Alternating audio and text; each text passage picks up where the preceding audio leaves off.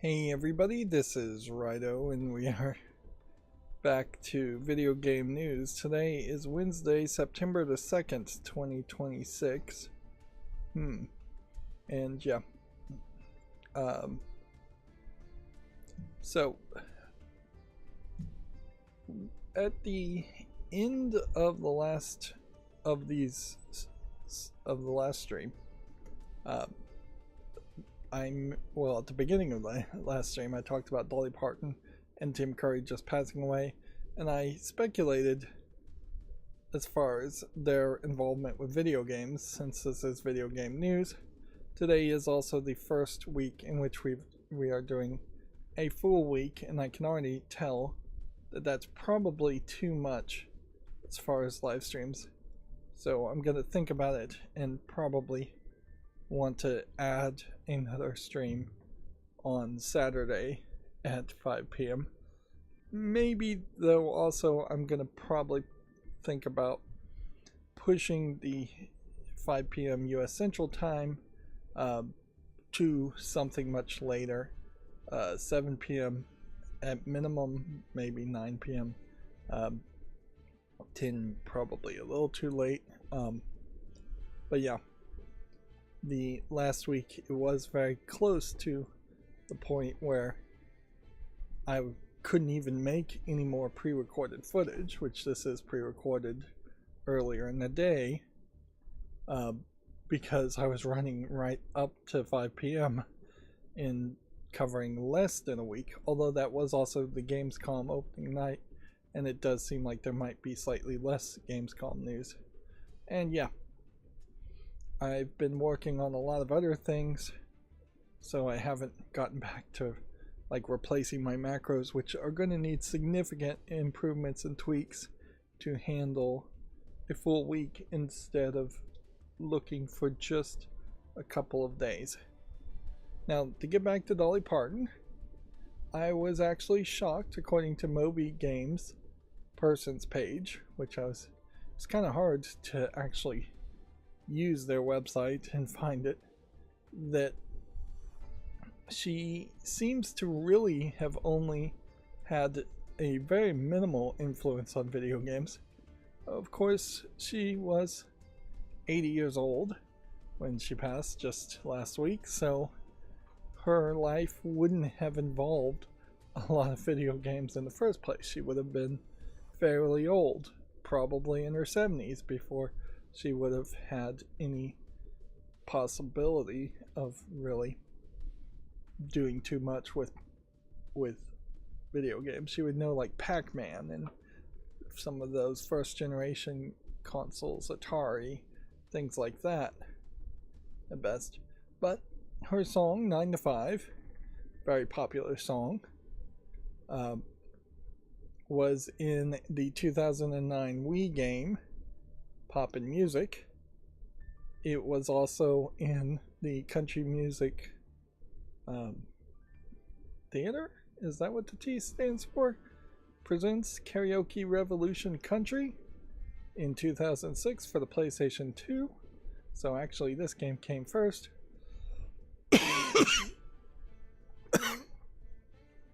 And she got a special thanks from the American Federation of Musicians in Shout About Movies Disc 1, a 2004 DVD player game. And that seems to be, according to Moby Games, her entire credits. Which seems weird, because it definitely feels like there should have been some kind of educational young child learn to read game that would have been basically a point and click game that would have starred her. And ironically, now might be the time, if it ever happens, that we do see something like that, although it could be some respectful time after now, that we see her likeness show up in some kind of pro reading, early learning type game, with AI voices and all of that. You never really know. I have noticed on Facebook there has been a significant increase in recipes claiming to be Dolly Parton's recipe when I think they probably are just recipes.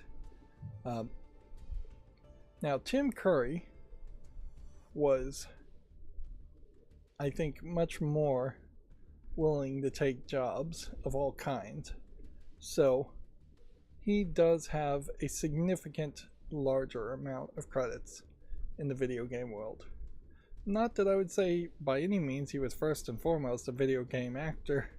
By any means, I think he just liked taking weirder jobs and probably just had an agent that was pushing him to take as many jobs as possible, or a desire from himself to take as many jobs as possible, which is something that doesn't seem to happen quite as often these days. And it feels a little different these days too. Like, if you had a second tier D-list, C-list, B-list type actor showing up in a video game, I would very much complain about them being a face actor instead of a voice actor, which I still feel like the voice actors for video games, where that is their only career, are really losing jobs to stunt casting by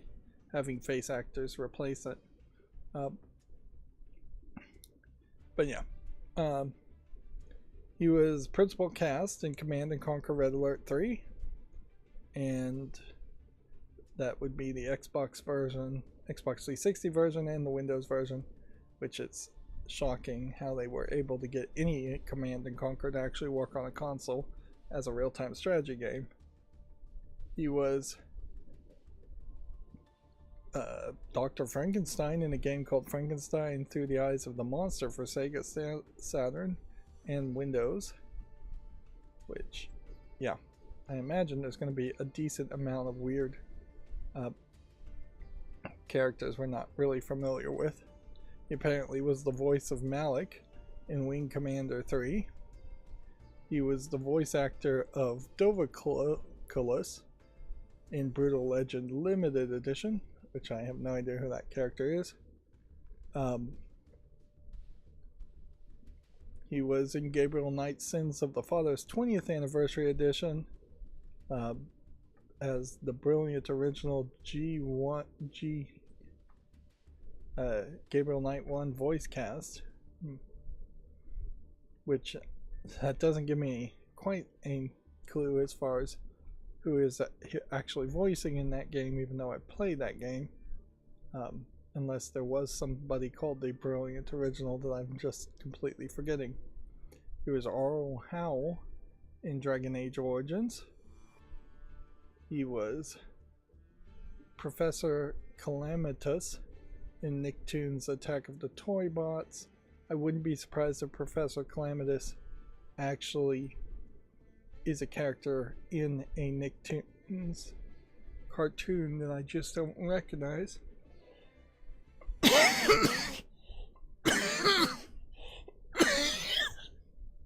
Excuse me.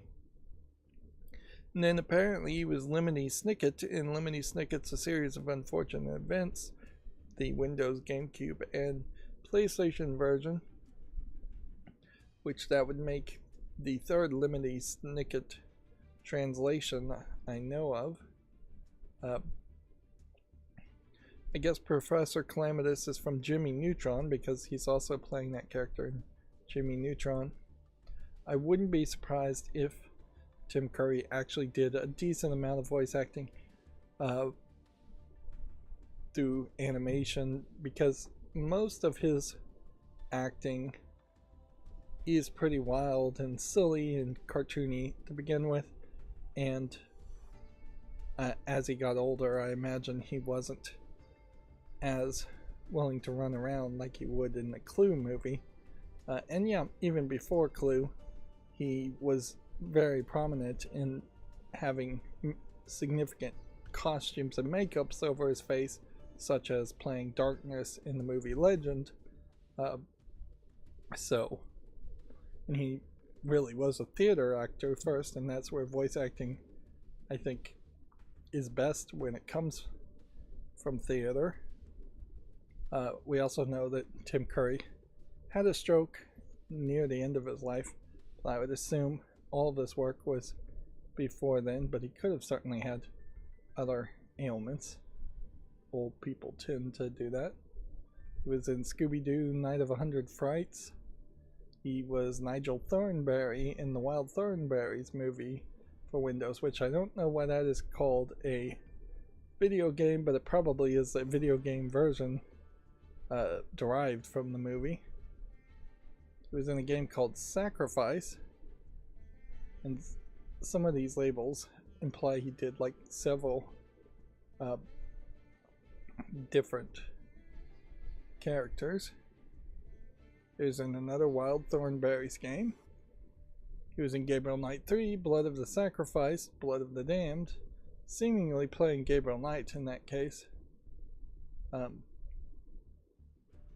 Which I think I've only played the first Gabriel Knight game at this point. He was in Duckman, The Graphic Adventures of a Private Dick.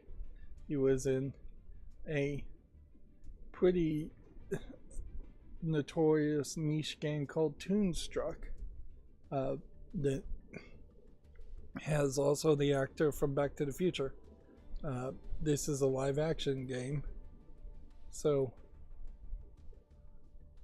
those always stand out.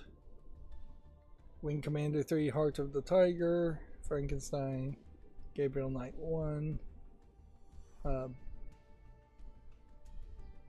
which yeah, I guess when they get further into the details, he was playing Gabriel Knight and Getty Butler.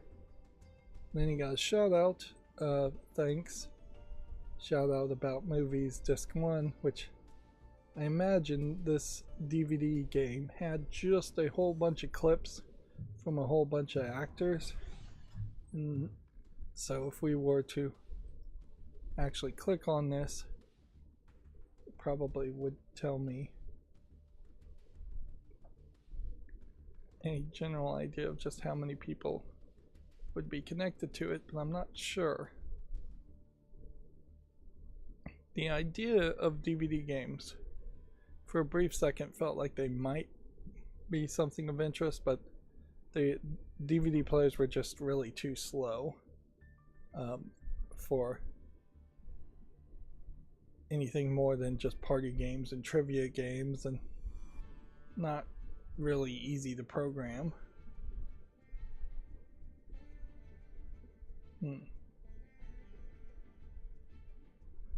Yeah, it seems to me like the way Moby Games works is people who would just get a shout out wouldn't be findable. Okay, here we go. Credits. 1,023 people. There we go. And so a lot of it would be people who actually worked on the game.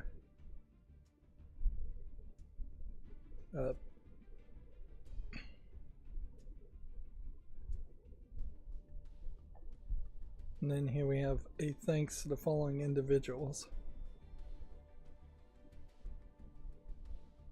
Yeah, this is just going to be a huge list of people.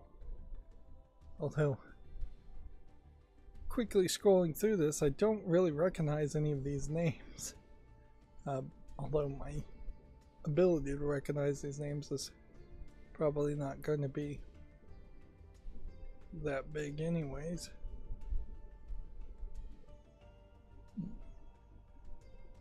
Yeah. These might be not celebrities, or they might be people who worked in the game in the industry. But yeah.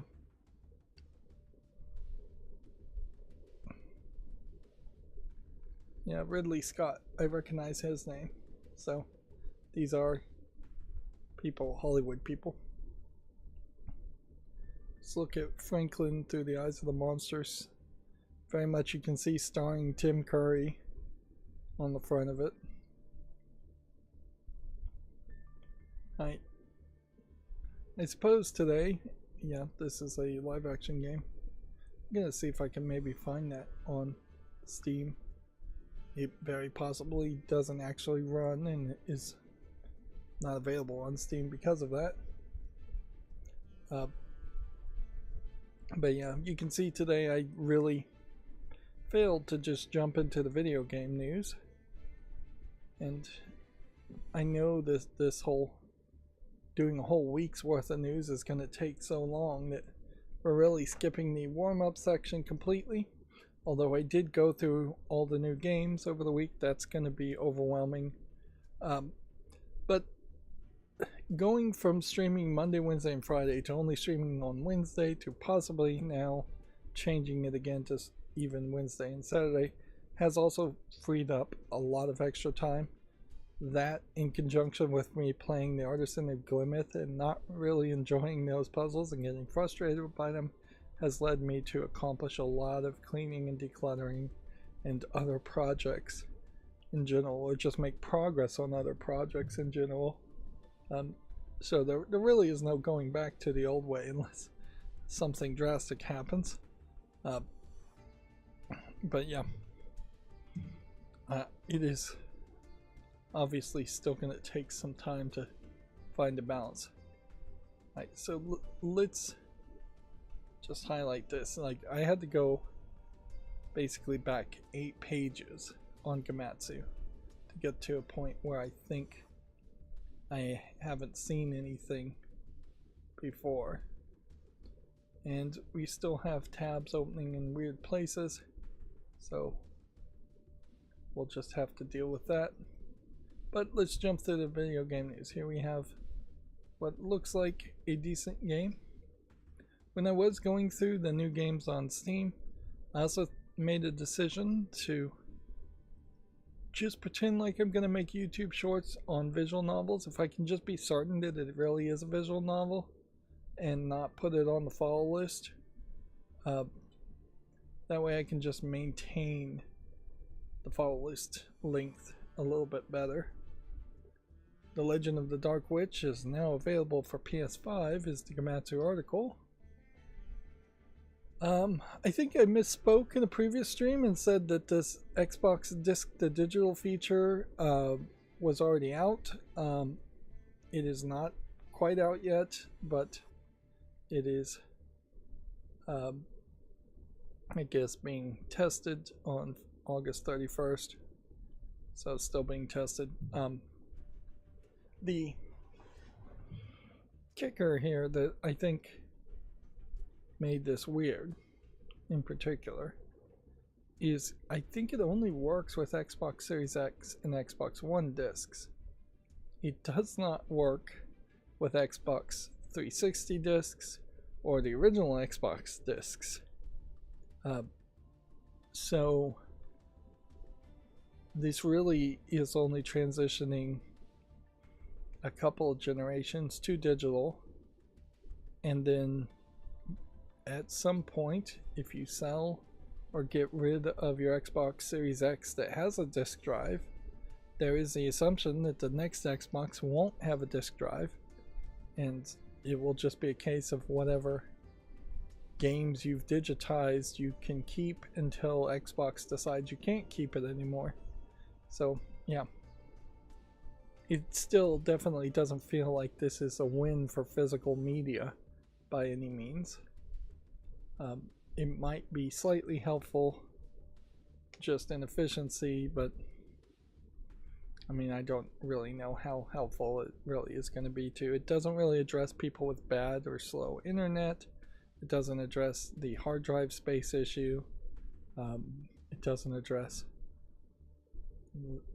proper archiving of the games. It doesn't address the fact that most discs these days still need updates to run well. And yeah, I don't think it really has much of a system that even cares about if you lent the game to somebody else. Could they play it, or is it the case that the second they put that disc in their Xbox, you're deauthorized from playing your copy and have to put the disc back in. I would assume that there is something encoded specifically in the Series X and Xbox One discs that is a higher level of unique identifiers to it compared to the older versions of Xbox games. But it may very well be that there isn't any actual unique identifiers in the discs other than probably a stamped pre-burned serial number in the center of a disc, which is true from most discs. It may very well be just legal licensing things, as that they're going to have to renegotiate with all the people who made previous Xbox 360 and Xbox original games. Devolver Digital and Doinksoft announced a side-scrolling action platformer called Volvy's Adventure Reslimed for PC. This was the fake mascot that Digital Devolver created in their fake E3 presentations, I'd say a couple years ago, which at this point I think would be fairly silly for them to continue to make the fake E3 presentations that were parroting E3 announcements before they started to really just be actual announcements. But E3 is long since dead, so the thing they're parroting is mostly gone. You could try and parody Gamescom or Summer Games Fest or something like that, but I don't know if I think it would be really the best move to do that. And the biggest reason why Digital Devolver or Devolver Digital should not continue with their Devolver Directs, is what I think they were called, is because they were spending way too much time and money on those presentations, and then they were churning out games which were always a little delightfully weird but not really that good.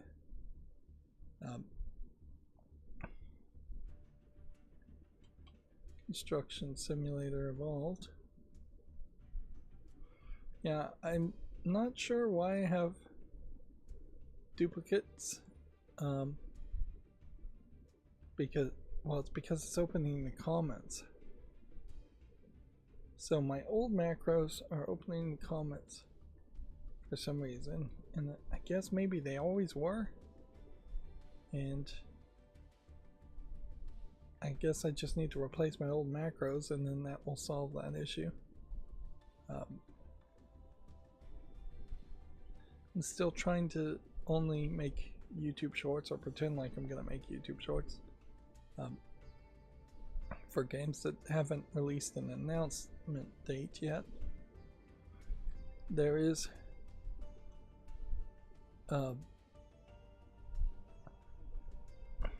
still a lot of thought there that I'm still not really thinking too much about it, but an uncertainty as to whether I want to go back to YouTube Shorts. Speaking of YouTube, and I know I'm kind of doing a warm-up here, YouTube has implemented their new, if you see a single frame of a video, that counts as a view metric to just pump the numbers so that they are ridiculously high. And within basically a week, they have now announced that if somebody watches your videos on a TV, they're going to lie and pump up the numbers too using some kind of algorithm. So they're assuming that if a YouTube video is watched through a TV, that multiple people are watching them. This is the same kind of numbers getting pumped up that that happened with newspapers and local over-the-air TV, and that they would basically just pick the biggest number they could possibly imagine and claim it. And this has been the problem always with truth in advertising just not really existing, and YouTube is just following suit now, so that the biggest of the big content creators on YouTube can now claim that they're getting, I wouldn't be surprised if it's somewhere between 3 times and I would say as high as 30 times the numbers, so that they can then go sell themselves to Hollywood as being way more successful than they really are. Very noticeably, the TV group view numbers, which I think are going to be their own separate category, still don't count towards YouTube paying you. So the reality of the situation is all YouTube is doing is stroking the egos of successful YouTubers, probably crushing the egos of really unsuccessful YouTubers who are still going to get 0 views or 1 view, and still YouTube themselves is not willing to pay anything towards content creators.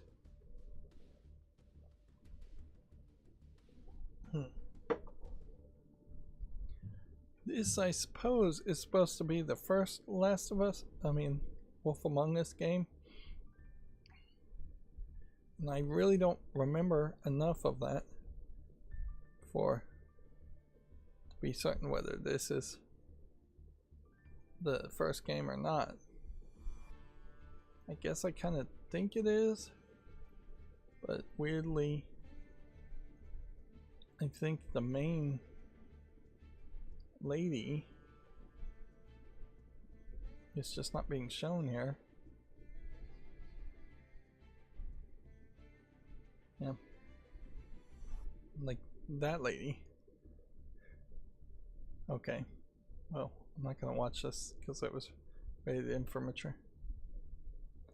I do need to start thinking again about whether I would ever want to play the remastered version of this or not. I guess that's where a category might come into play. So if I made a new category and called it already own old version, or maybe we'll just call it own old version, and add that to a category. I think that is probably the best way to handle that. Theoretically, if money was no issue, I might want to upgrade to this game, but I probably would never even play it. And so that is certainly something to keep in mind. Lego Batman. I don't know why we're looking at all of these games at this moment,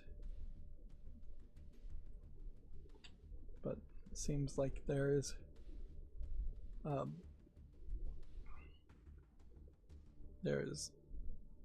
something mentioning them.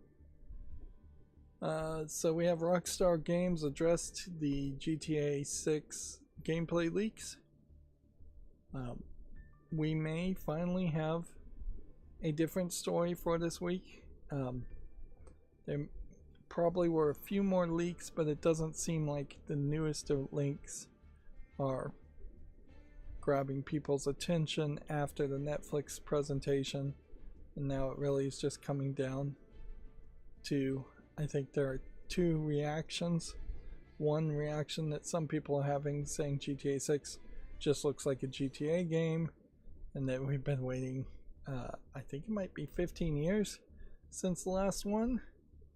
And then the other reaction is that GTA 6 looks amazing. And yeah, I think that is gonna very much just fall on people's reception and their own initial reception. I did speculate, and I still feel like that is probably the case, is that we are going to find that there's just going to be a lot fewer people this time around that want to play a game where you're just doing crime or just doing silly things.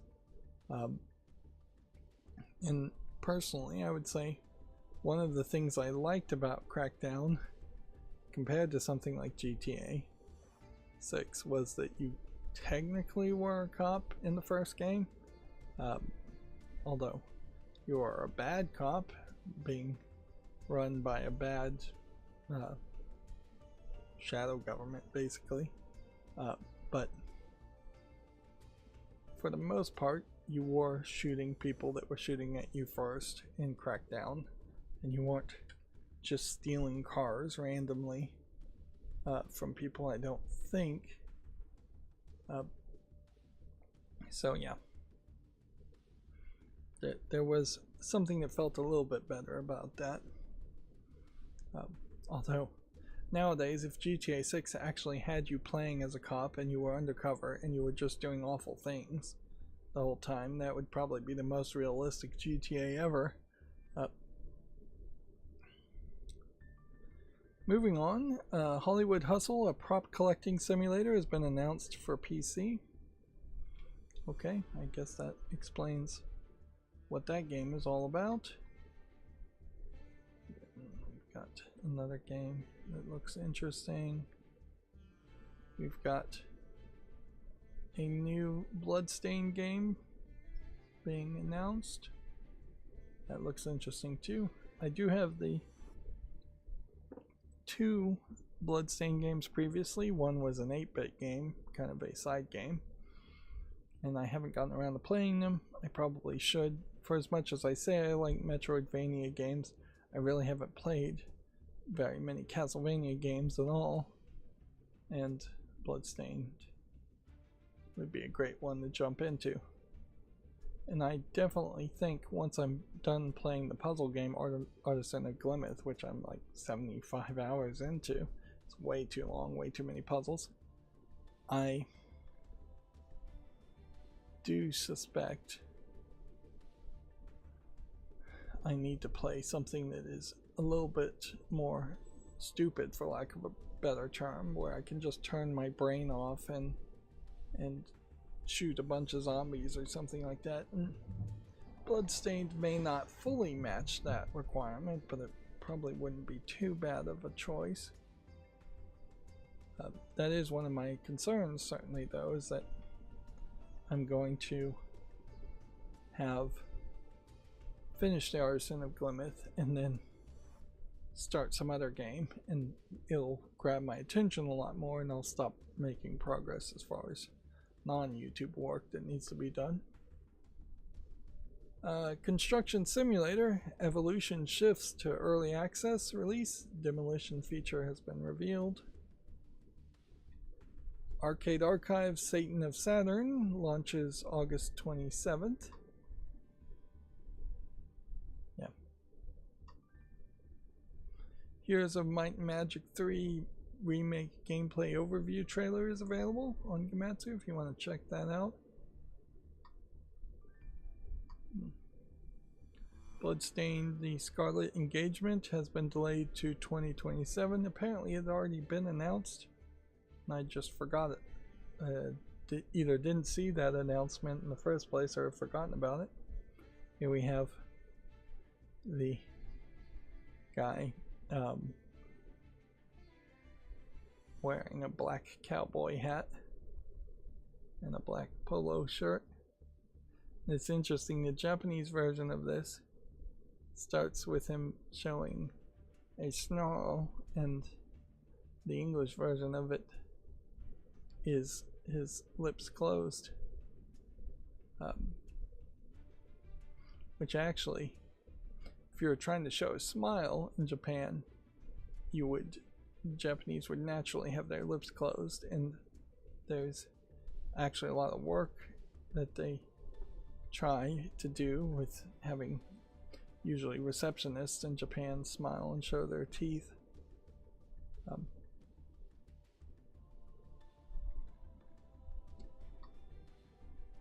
Yep. I would assume this is literally the same video though, with just a different frame. picked for a thumbnail.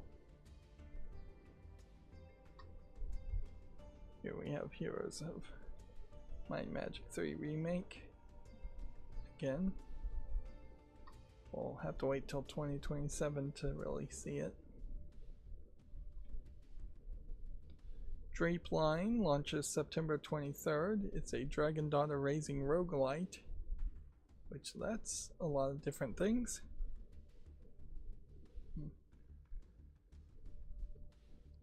Yeah. It seems like there might be a collector's box that includes quite a bit too.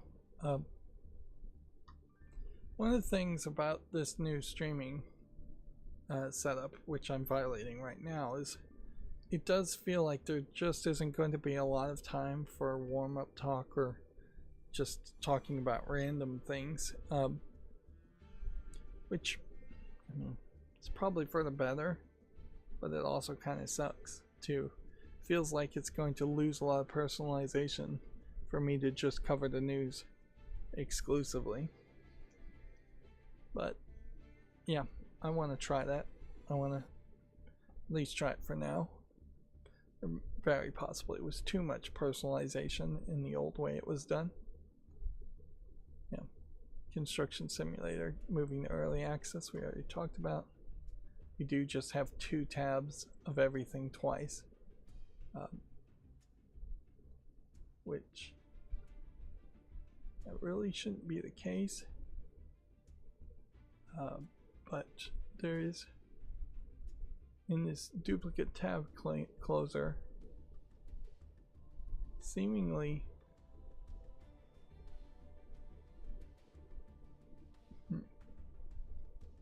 maybe this is it. Ignore the hash part in a URL. There we go. That would be it.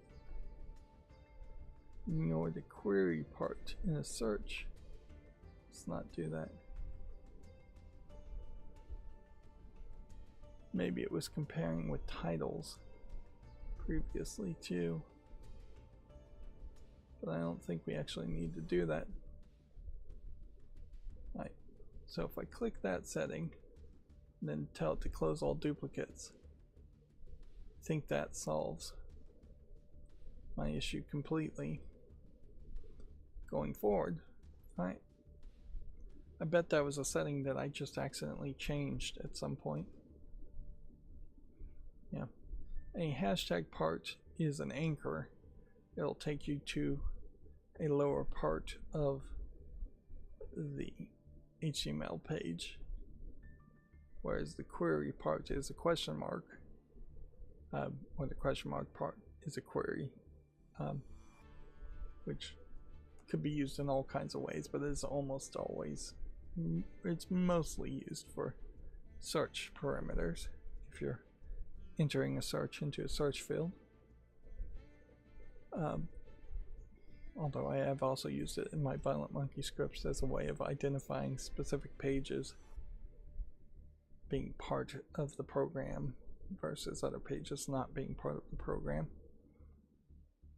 Moving on, Wilder Ings, The Lost Spring, launches in spring of 2027. Oh yeah. Since I'm not doing warm-up sections, I also want to mention that I have fallen fairly deep into Tubi, and honestly I think Tubi with its ads might be better than Prime Video for me with its ads.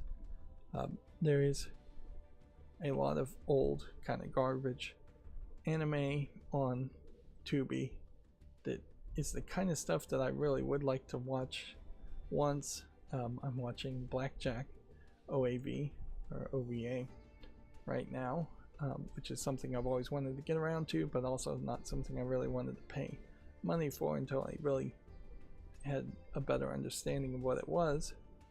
And I finished watching all of Tales from the Crypt, which, yeah, that last season in England was terrible for that, but overall it's still pretty fun watch. And I watched all of American Gods, which I could only ever see the first season of that on Prime Video without paying, which I would have been really pissed if I had paid for season 2 and season 3, since they are drastically different and the show is cut short compared to what happens in the books from what I've researched.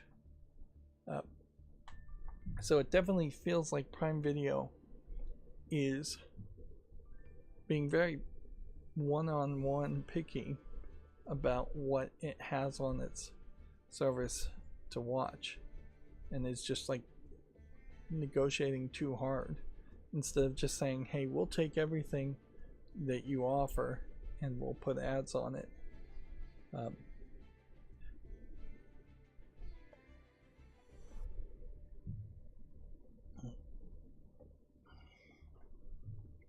We already talked about Hollywood Hustle, a prop collecting simulator. Anomalith physical editions for PS5 launch November 12th in the West. Don't recognize this game. Although in fairness, there's a decent amount of anime games that look fairly similar, although this art style is somewhat different. Lego Batman Legacy of the Dark Knight DLC Mayhem Collection has been announced. Okay.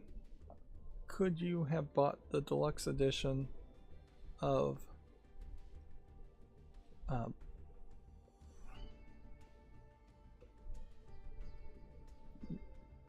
Batman game and gotten this DLC when it comes out? Now this is the Bat Who Laughs, which that was a weird crossover event for sure that happened.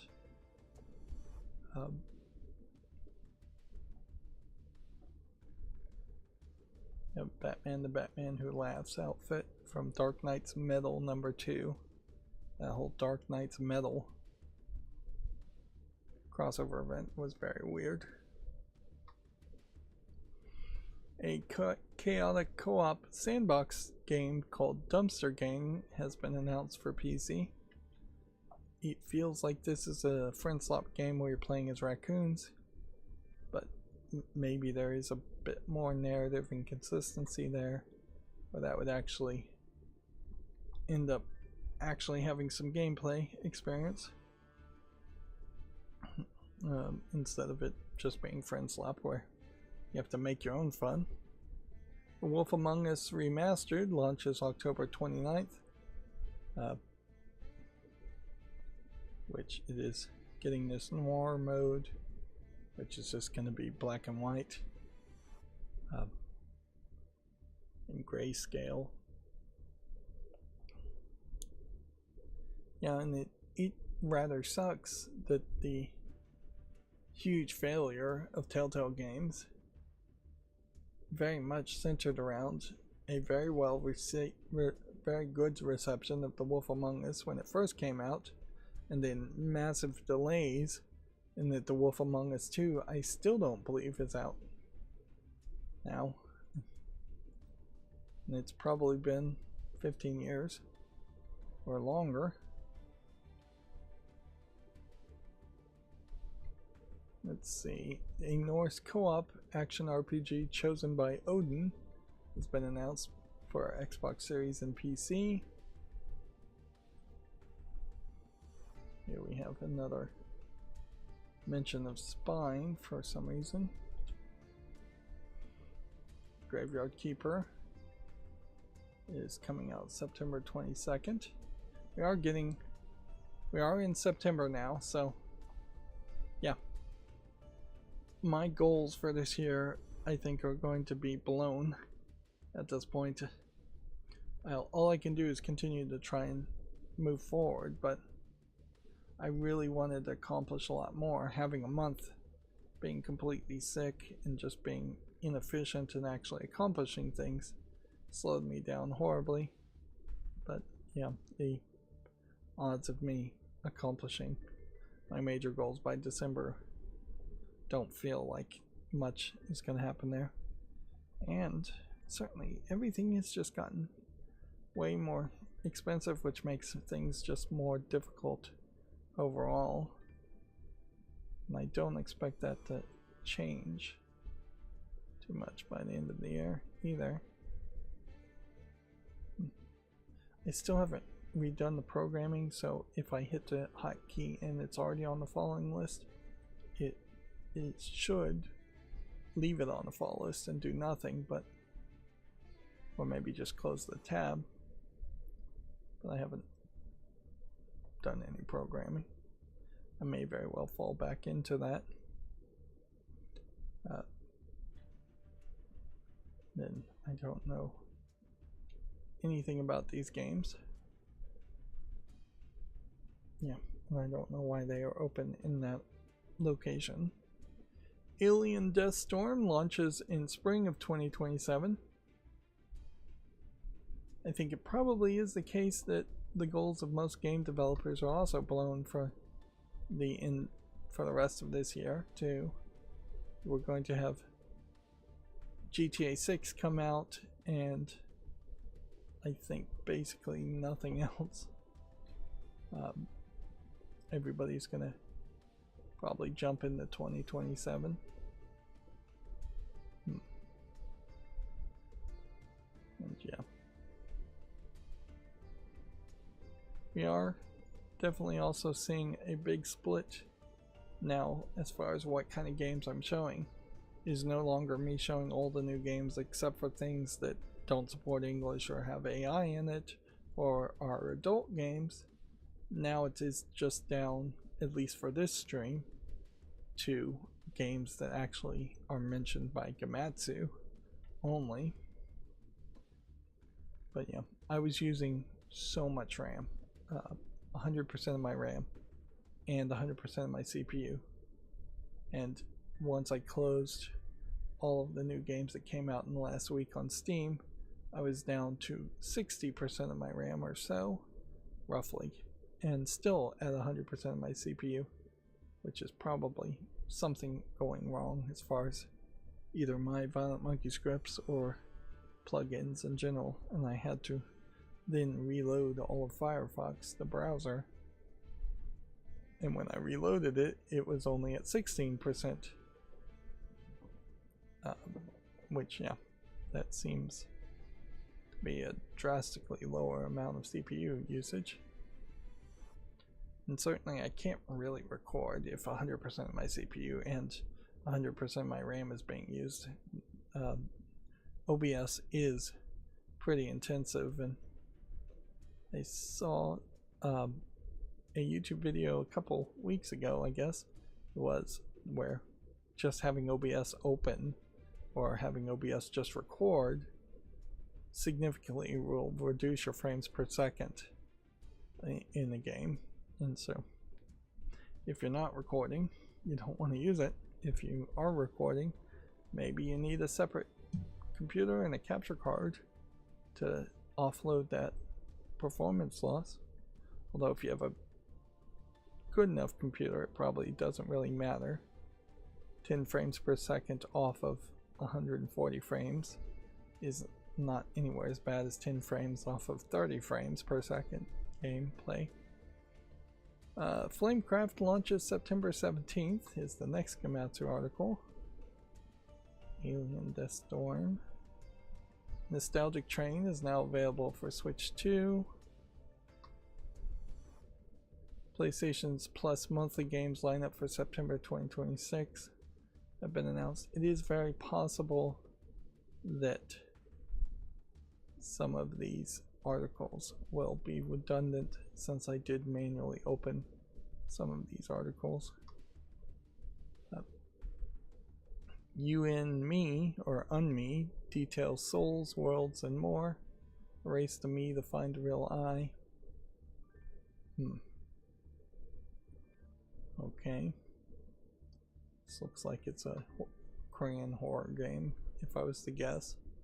Might be Japanese, might be Chinese. Shadow of the Road launches November 12th. Persona 4 Revival story trailer is available on Gamatsu if you want to see that. Fables Gamescom 2026 Quest gameplay, 18 minutes of new footage. I haven't actually seen this. I did sign in to YouTube and it did seem to me like there was a slight change that happened as far as these new screens, but obviously the age restriction is not playing a role in that. Yeah, uBlock Origin is just crawling up higher and higher. It is up to 245, 255, 265 things being blocked on this page. When I reloaded, 335. So it is just like blocking something that probably I maybe should allow. That's something to figure out. It's up to 500 things. Yeah. Overall, though, it doesn't seem like there's that much more from Gamescom. Seems like these events are very much going to announce the new stuff on day one, and then they are just going to have random demos on the play on the floor for people that are actually there for all the other days. And it may very well be the case that a lot of these conventions are set up in a way that the first day makes sense, maybe the second day makes sense, but if you're paying for an all access pass all week or over a weekend, that third day, that fourth day, if they have one, that fifth day, tend to be rip-offs. This stopped at 507 ad trackers being blocked by uBlock Origin, which Firefox, by the way, is still the last browser to allow the full version of uBlock Origin to play. But yeah, we may very well find that some of these announcements happened at Gamescom, but most of these announcements feel like just your regular press releases that you would see Komatsu receive. The Papercraft action horror game Cutout has been announced for PC, set in a grim fairy tale world, which I always love a grim fairy tale world, but never really found one that was super satisfactory either. But they keep trying, and it's not like there's that many games that have done it, so it hasn't become annoying yet. Probably wouldn't become annoying if there was another dozen grim fairy tale worlds games. The sci-fi Metroidvania action-adventure game Yeti has been announced for PC. It is big, bright neon colors, which usually when I do see big, bright neon colors in a game, it turns my interests off, and that I just don't think my eyeballs could handle it. Let's see, let's jump forward a little bit and see if we can actually see anything. I could probably handle this, but I'm not 100% certain. This almost feels like that music game where you are it's an on-rail shooter where you're also controlling the music that's playing in the background. I forget the name of that game, though. It's pretty good. It's not tagged with any music.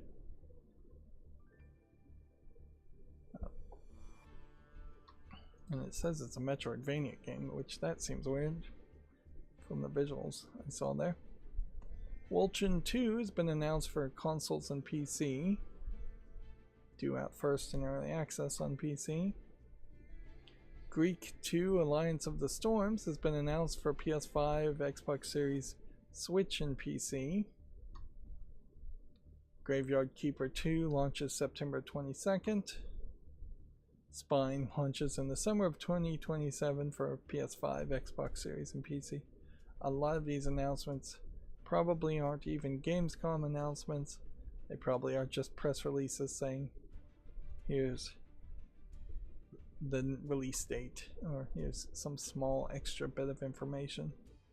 A co-op 2D platformer called Bye Bye Bonnie has been announced for PC.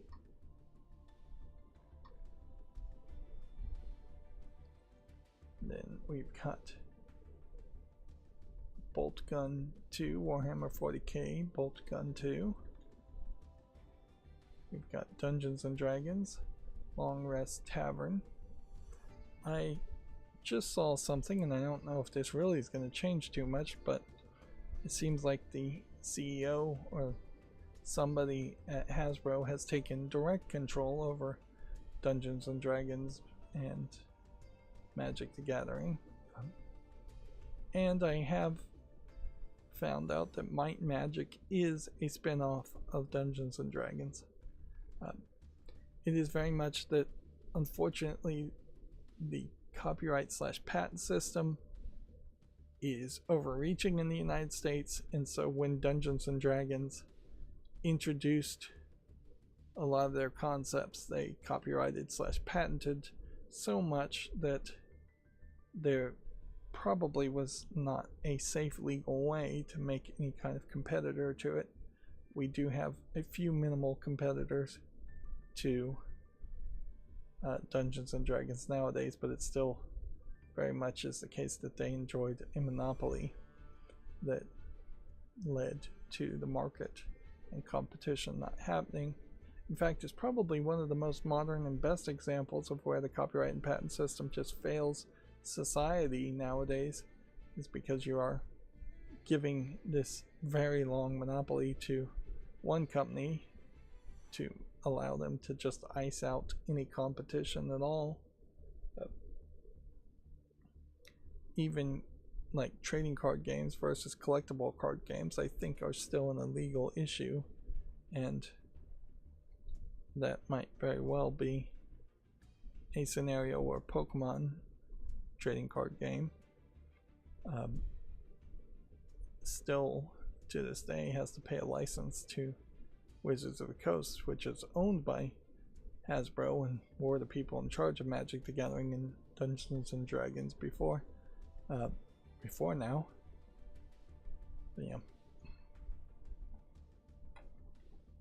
it was the case that a lot of patents, I believe, or all patents, had to submit a working model, and it really was for people making steam engines and widgets and physical things. It, I think, really lost the plot and became ridiculous when they started to be able to patent and copyright ideas, which for the most part, the concepts of Dungeons and Dragons is an idea that should have probably just always been uncopyrightable. Weirdly, we now are at a point where potentially things will be uncopyrightable, not because the copyright changes, but because everything will just be proven to have been made in part using AI, and thus nobody can defend a copyright, which doesn't really change the situation anywhere as much as it should, because that would still be a case of big companies being able to hide/sue people claiming copyright, and only other big companies being able to do the kind of counter-suing that would be necessary to get evidence to prove the first thing was created with AI in the first place. Now there's Breakaway Hockey League. Still haven't really seen a ton of great hockey games. This one is only online PvP. I know Linus Tech Tips plays tape to tape. I guess we've got some new news that's going to pop up as far as Danganronpa 2x2. We still don't have a release date on the Steam page, however. Warhammer Age of Sigmar Deathmaster doesn't have a release date. Guns of Escanton, I probably mispronounced that, doesn't have a release date. Sinking City 2 is still rated very positively, and it's already on my wish list. We Were Here Tomorrow comes out in October of 2026. It's an online co-op game and still doesn't have a specific release date. Star Trek Outpost Unknown is coming out October 20th, which, alright, I guess that's one game willing to actually come out before the end of the year. Tropico 7 launches January 28th, 2027. I guess we'll leave it at that. Rise of the Spellbaker, not Breaker, Baker, is an interesting title and a decent enough looking game. It's a fairy tale inspired action adventure game for PS5, Xbox Series, and PC. Pixel Junk Monsters 3 has been announced. It looks like it's a tower defense game. I think they've all been tower defense games. But I guess if there was one series of tower defense games that you'd be okay with playing, Pixel Junk Monsters might be it. But I think there's a huge flaw here in that there is no single player, and so apparently you have to play with friends.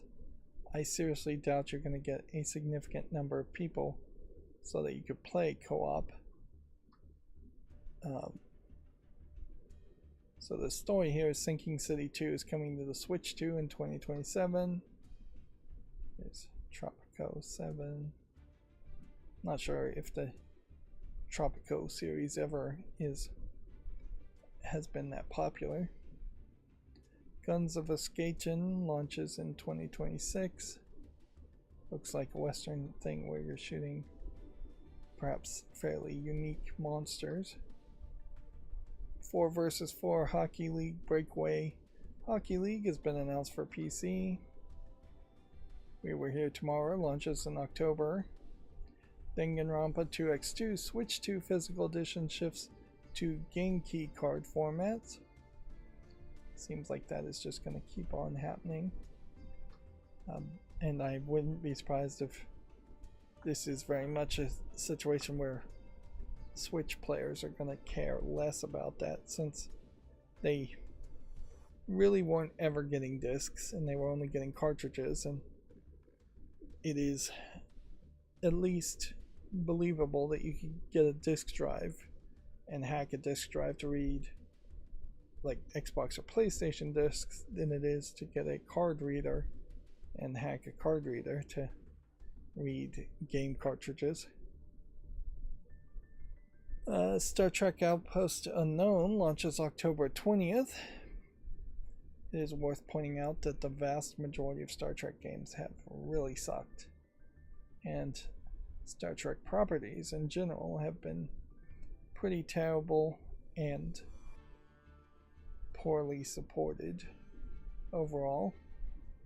I saw a slick deal sale for a Picard collection, which would just be all of the things that Jean-Luc Picard in Star Trek was in, and yeah, that was just a very unappealing collection of Blu-rays or 4K UHDs, because in part you're paying a lot more, I think, for the Picard series and the couple other things that you probably wouldn't want, while skipping over a lot of stuff you might want.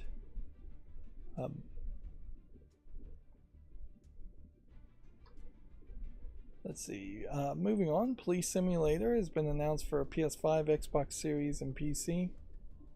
Yeah, Crackdown, to mention that game again, also had you playing as a superhero, like, type, RoboCop type character.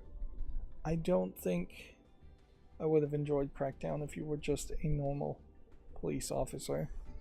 And I don't think I would want to play as a normal police officer, even though this does look like these are probably UK police, which I think are slightly less aggressive than a lot of other police around the world. But yeah.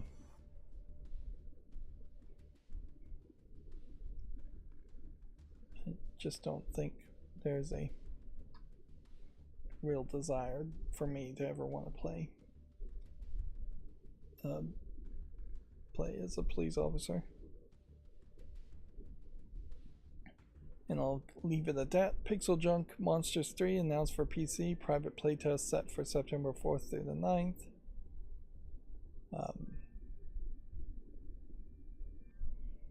Weird, though, that at the moment it is limited to online co-op. Though,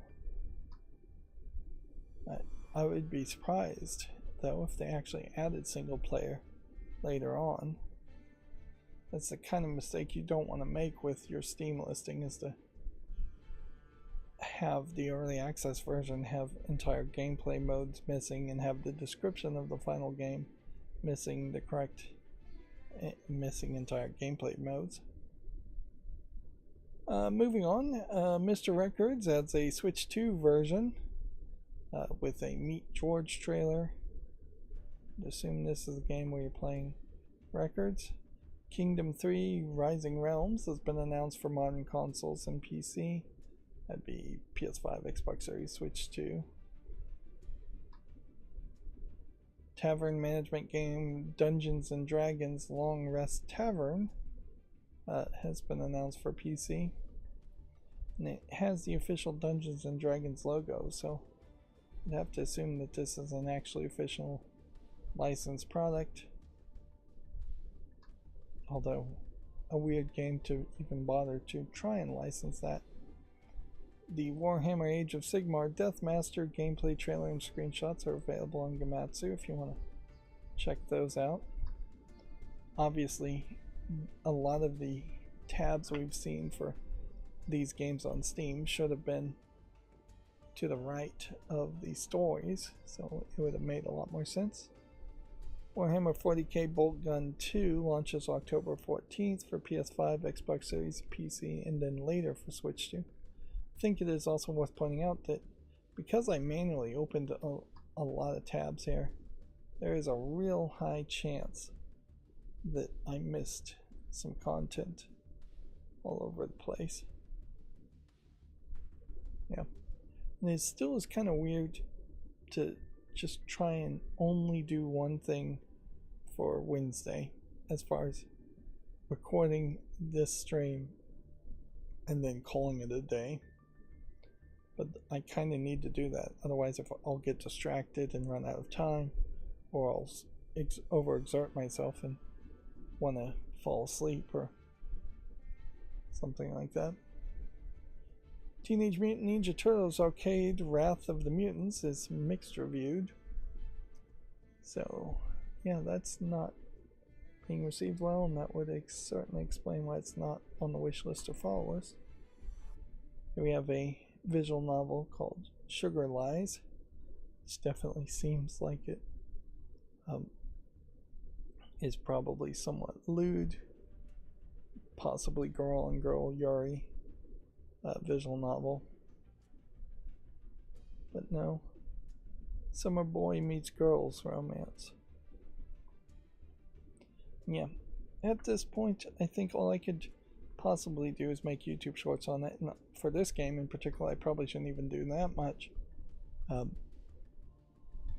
One of my YouTube videos for Resident Evil 2 was age restricted, although I think what happened there is I was reading the writing narrative in the story and they mentioned self-harm, and that's got noticed by the algorithm, so nothing to really do there. If it happened, it happened, and either you say unalive instead and do all that YouTube nonsense, or you just have footage for a game that is rated M for mature, I believe, anyways, be age restricted, which it probably should be anyways. I haven't really noticed a significant number of videos, and not every episode of Resident Evil 2 gameplay has been age restricted. And I really haven't had but only a couple series where I played a game and just every episode was age restricted. It may very well become the case that more videos become age restricted, which would hurt you in monetizing if you were in the YouTube partner program, but why even worry about that at this point?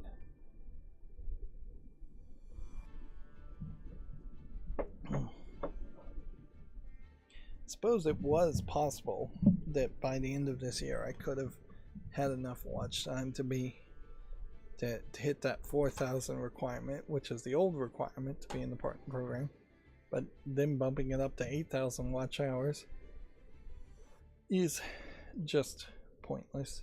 Like, nobody's gonna hit those numbers. Oh well, a very small select few, lucky few, are going to hit those numbers, and that's it. Konami announces their Tokyo Game Show 2026 lineup: Castlevania Belmont's Curse, Silent Hill Townfall, and more. I think I mentioned this before, but maybe not, had YouTube's AI generate a couple of thumbnails for a couple of videos.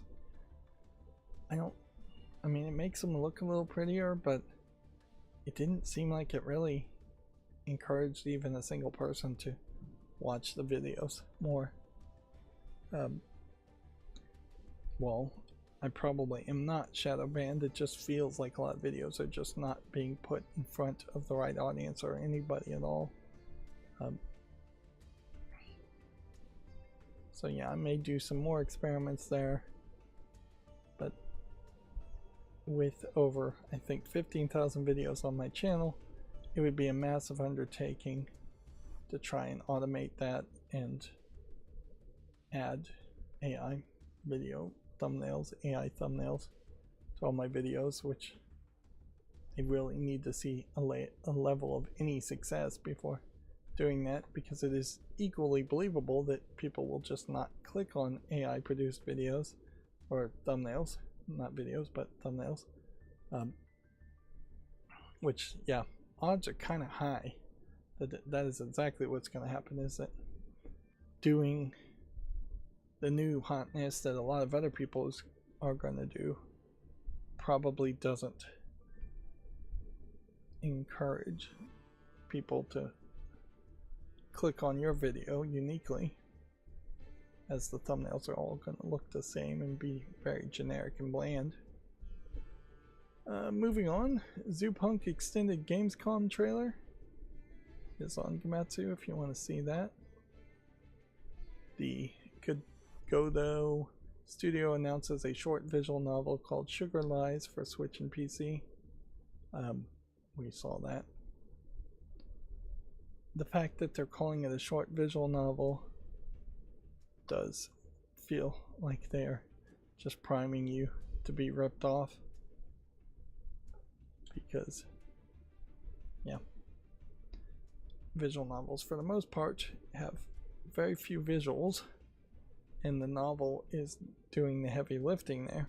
This looks interesting. 13Z, the Zodiac Trials. But yeah, the amount of words you typically want to see in a visual novel would be at least 5,000 words, if not 10,000 to 40,000 for the whole novel thing. It would be interesting if particularly the Japanese audience of visual novel fans started to want even fewer words in their visual novels. I don't think that would really happen, particularly considering how the number of words in English compared to the number of words in Japanese would already be fairly divergent, with Japanese using a lot fewer Japanese words. Moving on, RPG Maker U2U key visual revealed, Steam page opened. This is yet another RPG Maker game, which it definitely feels like they have this locked in audience of wannabe game developers, for lack of a better term, that are just buying the newer and newer versions of RPG Maker or Game Maker, as it sometimes is also branded. It feels like it's all the same though, and I don't think there's really an example of too many RPG Maker made games being done well. Yeah, honestly, if you can't already use some kind of plugin to make an RPG Maker like game in the Godot engine or the Unity engine or the Unreal engine, it is only going to be a matter of time before you can.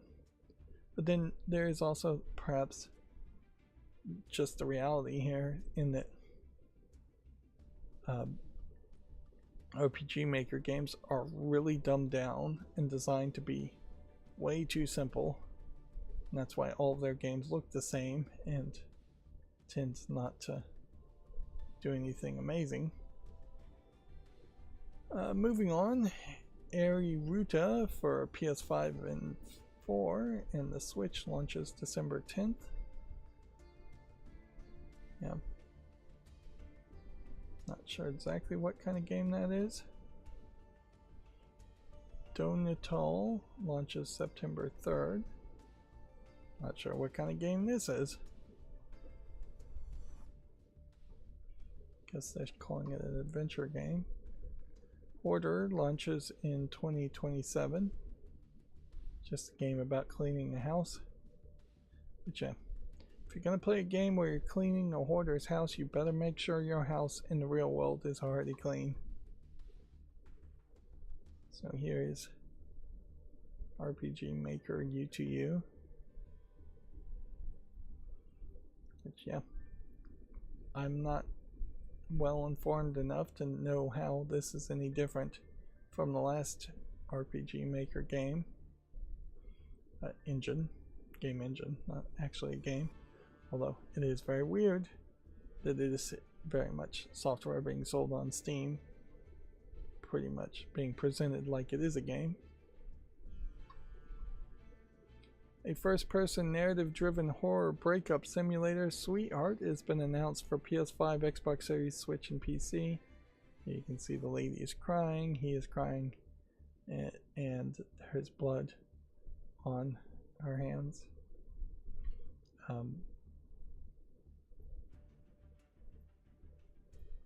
But yeah, that probably is a very human interaction that has not been thought of and delved into by video games that much. For the most part, Western games tend to not really touch relationships at all. You might have a girlfriend, but usually it's just like you're in that puppy love stage and you've just met, and that's true for like Western media in general. But very rarely is it a case that you're talking about breaking up, which in fairness, I think a lot of people wouldn't really want a video game touching on people breaking up without something making it farcical, and it being a horror game does definitely make it farcical. Yeah, in fairness, also I don't think there's maybe 2 breakup simulator visual novels out there. I think it's called Class of 99, Class of 99 2. There might be more sequels, but I don't think those are particularly good either. Moving on, Super 2D turn-based RPG Amphibian has been announced for PS5, Xbox Series, Switch, and PC.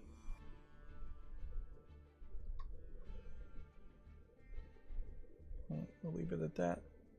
Mages announces an occult suspense visual novel, Seeker Eye, for PS5 and Switch.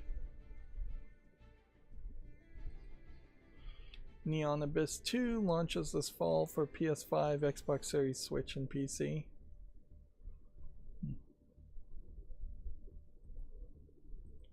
Yeah, and we've just got a ton of stories still to go through. 1-3Z The Zodiac Trials is coming to PS5, Switch 2 on January 14th of 2027. Here's Neon Abyss, which is still in early access. Put that on the fall list.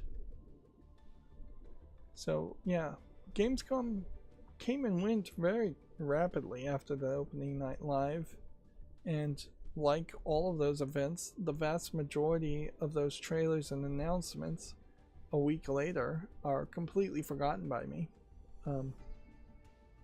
Yeah. I think they announced Witcher 3 Remastered with the new DLC, and I think that is literally the only thing I remember. I'm more likely, frankly, to remember the announcements this week than last week, just because there will be slightly fewer of them. But then, obviously, things are moving forward, and now they are moving to Tokyo Game Show. It definitely doesn't feel like Gamescom is the new E3, because it doesn't really have a big separation from other events, and it doesn't seem to really feel like it has enough presentations. Tokyo Game Show has very consistently in the past not really announced anything new, which that does, I think, really perhaps bring up a question as far as are these kind of events where new games should be announced, or are Gamescom and Tokyo Game Show really just conventions for people to go and play new game demos or meet up with their friends? I guess all I can do is Sweetheart, since it doesn't have a release date, is put it on the fall list. This is one of those cases where the screenshots aren't really showing you that much, so this could be very much an asset flip horror game, and it could be very minimal of a game. Let's see, Teenage Mutant Ninja Turtles Arcade Wrath of the Mutants Ninja Edition is coming to the Switch 2 on September 4th. We saw that was reviewed very mixed on Steam. Sega announces its Tokyo Game Show lineup. Yeah. It really doesn't feel like too much new stuff is even announced at Tokyo Game Show. But the Lollipop Chainsaw new project, which has been rumored, I think, for a while, that it seemed pretty obvious that they wanted to do something more with Lollipop Chainsaw after it had a decent success being remastered and re-released. I don't know if it's 100% going to be exactly like the original game.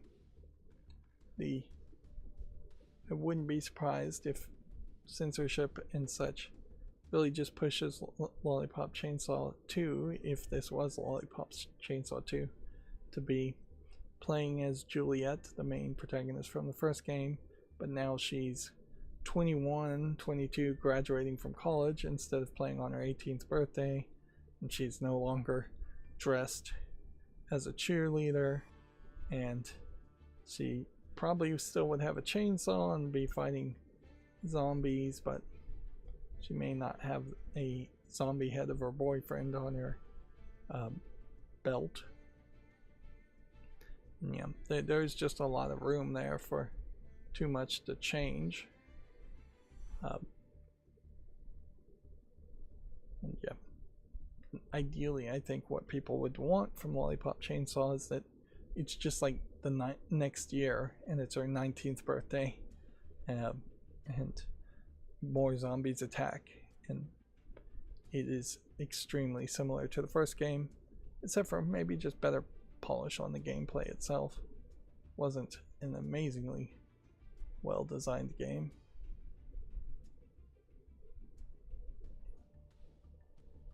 Unusual June. Looks like that might be an interesting game. Wish Seeker to be announced. A co-op physics-based game, building game, What Goes Up, has been announced for PS5, Xbox Series, and PC. I wonder if this is part of the Grow Home, Grow Up series. It doesn't quite look like the robot from Grow Home, but I could see that maybe that series is just old enough that they would want to update it. But no, it can't be part of the series because this is Team 17 and Bossa Games, and Ubisoft made the Grow Home, Grow Up games. This could be inspired heavily by that. But then if they are going to throw in co-op only gameplay, that means I will never actually play it. Militzer adds an Xbox Series version and launches in 2027. A first-person Kafkaesque immersive simulator, which I don't know what that really means. And I don't feel like I've seen this game before. A roguelite strategy RPG, Wish Seeker, has been announced for PC. Yeah. And certainly, when you're only doing one stream per week, there are so many announcements that come out through Gamatsu in particular for new games. It does feel like leaning 100% on Gamatsu to see new games and just not even bothering to look at all the other games that aren't putting out press releases on Steam feels somewhat doable. Yeah. And certainly that would save me a lot of time. It's going to heavily come down to whether I'm going to make YouTube shorts or not, but even then, I don't know if it matters. So everything certainly is up in the air in my mind as far as what I want to do as I continue to change things. The headline here is Unusual June, launches October 28th. Here's Militzer, which, yeah, I definitely haven't seen that game before. Stupid Never Dies, for some reason. What Goes Up, I think would be a fairly different experience than Grow Home and Grow Up, because of it being online co-op only, and seemingly because you're actually having to build things to get from point A to point B instead of growing plants. And I wouldn't be surprised if this game doesn't really have the collectibles that Grow Home had, or the climbing aspect and all. This may very well just be platforming alone. Son of Thanji, we've seen before. Holston, maybe we've seen before. Seance of Blake Manor, it is overwhelmingly positive from 2025. That's another thing.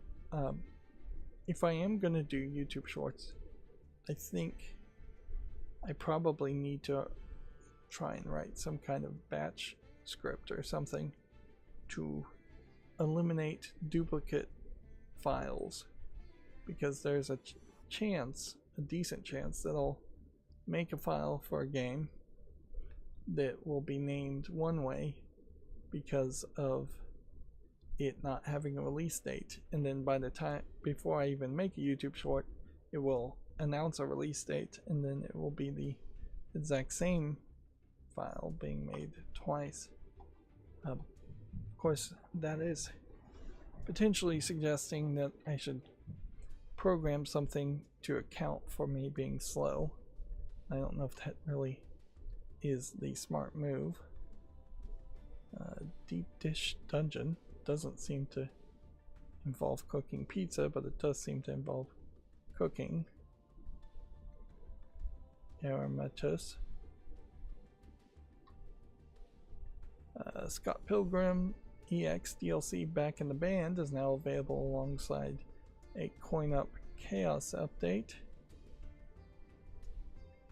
Yeah, it's very questionable whether Scott Pilgrim was ever that relevant, but obviously this game is very well received. We have a Joe and Mac Retro Collection. That's an old series that I might want to get. Okay, let's see what's next. Stuntman Hollywood. I don't think we've seen a story about that yet. It did look like the DeLorean there. Cassette Beast 2002. How is this different than the previous Cassette Beast game? I guess it's set in London in 2002. So I'd have to assume this is a sequel to Cassette Beast. And it definitely looks different than the original Cassette Beast. Rogue Fortune. Looks like it might be a decent dungeon crawler. Yeah. Cassette Beast 2002 launches in March of 2027. I wonder if, because it is cassette tapes, they are going to just constantly have to figure out ways to set up either cassettes being still relevant in modern times in this world, or set up stories that only take place when cassettes would have been relevant. In 2002, in particular, even then cassettes may not have been that relevant. I think we were probably on to CDs by 2002, and maybe even MP3s were starting to become somewhat popular at that point. But of course it would be very easy to say, well, if magical creatures could be created and merged using cassette tapes, obviously cassette tapes would be way more commonplace. The Famitsu sales from the 17th to the 23rd have been updated. It starts to make a lot more sense to only stream once a week when looking at this kind of data. Although, frankly, even when I was streaming Monday, Wednesday, and Friday, we were only seeing this data once in a while. We were seeing Steins Gate for the Switch 2 and PS5 as far as physical software being the new big sellers, which that's not super surprising. Steins Gate is thought to be the best visual novel ever, and certainly the Japanese audience would know that. Even the reboot for the original Switch sold very well. Although I did hear some complaints about things being changed in Steins Gate reboot, and that it potentially is not really better than just playing the original Steins Gate. But I do think at this point it's kind of pointless to look at the hardware sales. Switch 2 is just still drastically defeating everything by far, and even software sales in physical software is really only going to be amongst the consoles. So for all we know, PC gaming streaming may be super popular in Japan, and Famitsu is just not counting those numbers. Moving on, the fast-paced roguelite action-adventure game Rogue Fortune has been announced for modern consoles and PC. It is September 2nd, So the month has rolled around for a couple of my charts. So eventually I'm hoping we'll get to those charts at the end of this stream, just to see the gacha sales charts and things like that. Linux usage on Steam. Stuntman Hollywood adds a Jurassic World inspired action sequence. It is annoying that everything is just now referred to as Jurassic World instead of Jurassic Park. I don't think there really is ever going to go back to referring to the series as Jurassic Park, though. And in my mind, while some of the Jurassic Park sequels were decent enough to watch, you probably are better off saving your time and just watching the first Jurassic Park and none of the sequels. Inherently, I feel like a big part of why Jurassic Park is worth watching is because they used a lot of puppetry and models to make that, and it looks really realistic even now, whereas later iterations it was a lot of CGI, which felt fairly soulless. And inherently I think that is the problem with a lot of the AI upscaling like DLSS 6, which is I think what they're up to now, just making things feel soulless and computer generated. The Joe and Mac Retro Collection launches October 29th. This was an old NES game series, but I don't really know if it is really that relevant. It may very well be that it, as a series, was somewhat relevant to maybe people playing on Sega and not Nintendo. As a Nintendo fanboy, I was playing on Nintendo. Or it could be that it's more relevant to people in Japan or in some other country. Deep Dish Dungeon launches October 13th. It's a survival exploration game with Metroidvania and crafting elements. Armistice launches January 7th, 2027. The Seance of Black Manor is coming to the PS5, Xbox Series, and Switch 2 on October 27th. Son of Thanjai launches in the spring of 2027. I'm somewhat excited about this game, but I can't be too excited about it. We have no evidence that it will actually be a good game. Very possibly it will be a game that just doesn't get reviewed or played that much, which we still have that as a big issue, is that even when games do come out, a lot of people don't play them. They don't get enough Steam reviews, they don't get enough coverage on YouTube or other services, and they just disappear. I feel like even if there's major boycotts from many different groups of GTA 6, it's still going to be a case that for months you're going to see people playing GTA 6 on Twitch and YouTube, and that will just become the dominating conversation no matter what. Holston launches in 2027. Then we have Buzz or Die, which looks like a visual novel to me, but might be something more. We have Crescent Town Rising, which looks like an 8-bit JRPG game, which, yeah, I can't really imagine I'd ever actually want to play a game like this. If I was going to play a game like this, it would almost certainly be Final Fantasy 1, 2, and 3 remakes. Terai, the Unbound, looks like a Diablo-like game. Maybe there's room for something like that. And then Fable, with their new gameplay trailer. These screenshots definitely still are from early production though. I think if I did spend the time to watch the gameplay trailer, it probably would make me a little bit more interested in Fable, but it's really, really hard to get hyped on anything from Microsoft, and in particular Fable, which has just been in development hell for so long. Zenless Zone Zero version 3.2 update, their Secret Histories, launches September 9th. Yep. Leave it at that. Stranger Than Heaven is coming out January 14th, 2027.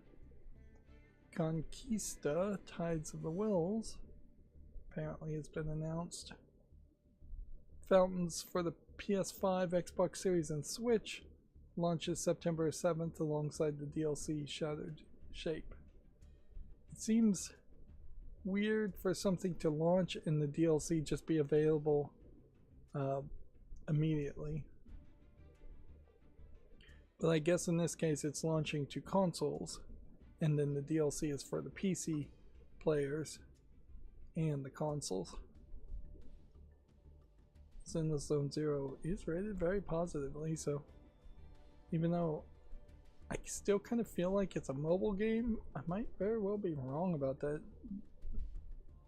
The in-app purchases label needs more nuance on Steam, I think, by far, because it could be that there's in-app purchases to buy DLC, but since it's a free-to-play game, I would assume it's microtransactions.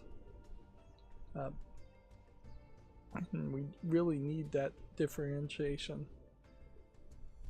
And yeah, the screenshots here don't really scream mobile game, but it definitely feels like it is to me. Foundations, it's rated very positively. It's from 2024. Bioden comes out September 3rd.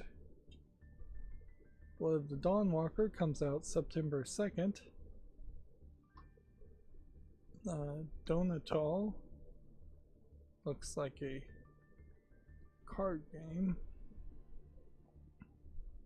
It doesn't really catch my attention that much. Yeah, the problem with seeing the Steam page listings of these games, though, is there might be something about the Gematsu article later on that catches my attention. 2K27 is mixed reviewed. Onimusha Way of the Sword comes out September 3rd. There actually does look like in the next week there is going to be a decent amount of releases. This Phantom of the Inferno Nitro Archive, I think this is an old visual novel. I mentioned at the beginning of the stream I've been watching the OVA of Blackjack, and the first couple of episodes are incredibly low budget, to the point where the screen will just freeze like you're looking at a manga panel, and no animation will happen at all. It'll just pan the camera over a still image, and it's not like there's a massive amount of fluid animation happening in any of the previous episodes, in the parts where the screen doesn't freeze. In the first couple episodes at least, I suspect the budget was very tight. This, in contrast, looks way better animated, even if these are just visual novel still images.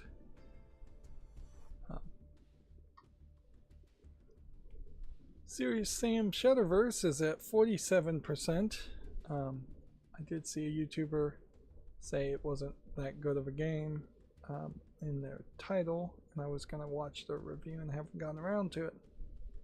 Not super surprised, however, because I barely think Serious Sam is relevant, and then when you make a multiplayer focused game that has a huge focus on other Serious Sams or other alternate universe Serious Sams instead of the one Serious Sam people might have some love for, you're just continuously going to create a game that doesn't feel like like a Serious Sam game. Yeah. So yeah, you have an alien Serious Sam. You have a very short, cartoony Serious Sam. This might be the closest Serious Sam. And then you have either the daughter of Serious Sam or just an alternate universe Serious Sam that is seemingly African American and female. Yeah. And that's just a level of art inconsistency that people aren't going to enjoy in the first place.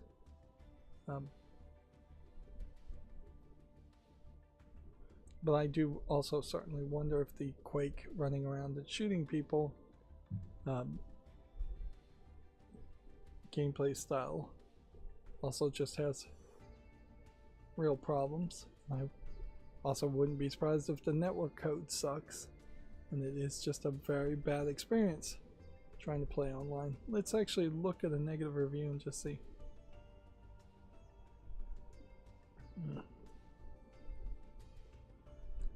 It is typical behavior job. I guess that's the company that made the game. Somehow the game only got worse from the invite-only playtest. Majority of the feedback and bug reports were ignored, and all the same issues are still present in the final release version. Issues such as forced open mic with no push to talk, crippling host client issues causing desyncs and crashes, no ability to rejoin and run in progress, and updates that have wrong descriptions or just don't work at all. Low difficulty was a main pressure point from the playtesters. While they increased the amount of enemies in areas, some are nearly impossible if you get them too early in a run, and the multiplayer scaling can be absolutely brutal and make the issue much worse, making the game actually more frustrating when playing with friends. Very depressing, as it was a lot of fun in the playtest, and I even wrote up a bunch of bug reports and feedback just for it all to be thrown away. So it does seem like there are still Serious Sam fans, and they just are not happy with the quality of this game, which is somewhat surprising. Well, actually, it's not surprising at all. I meant to use my other often overused phrase. So what did Behavior Interactive work on? Devolver Digital is the publisher. Dead by Daylight, apparently. And then a whole bunch of Dead by Daylight DLC. What the Fog. Meet Your Maker. Exterminats is coming soon. So this isn't the normal Serious Sam crew, which we're still seeing a lot of that happen too, where games that have some legacy and lineage to them are still just being handed to completely different second-party developers who aren't doing anything really good with them. I don't know why we're looking at Speedrunners 2 here. Although it is coming out. So GTA 6, an extended look, 27 minutes of gameplay. This is, I assume, what they showed on Netflix.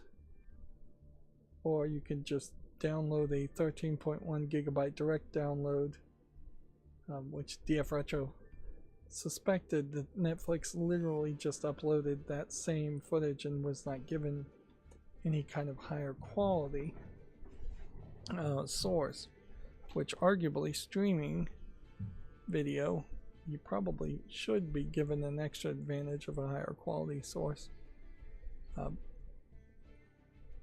See, Shueisha Games announces a colony sim 4X strategy called Conquista Tide of Wills for PC. You looked at that. Sony Music Entertainment Japan and Gung Ho Online Entertainment are going to form a capital and business alliance. Sony Music is going to become the largest shareholder. It definitely seems like a lot of stuff happens around Sony. Sony being a huge company with a lot of different subsidiaries and parent companies and things like that. Sony Music Entertainment, probably fairly disconnected from Sony Interactive Entertainment, the PlayStation division. Yeah. So I feel like it would be kind of hard to expect too much to happen or to know what is going to happen. Gung Ho Entertainment makes the Puzzles and Dragons series, so you would maybe guess they're going to make something like Puzzles and Dragons, and that's the best guess I can really make. Let's see. Seems like Marvel's Wolverine game features trailer is available, and they've got a lot to show. You can see the classic yellow, we can see Bone Claws, and then we can see probably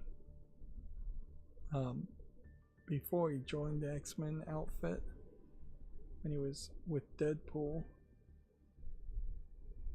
You can see a whole bunch of unlockable things,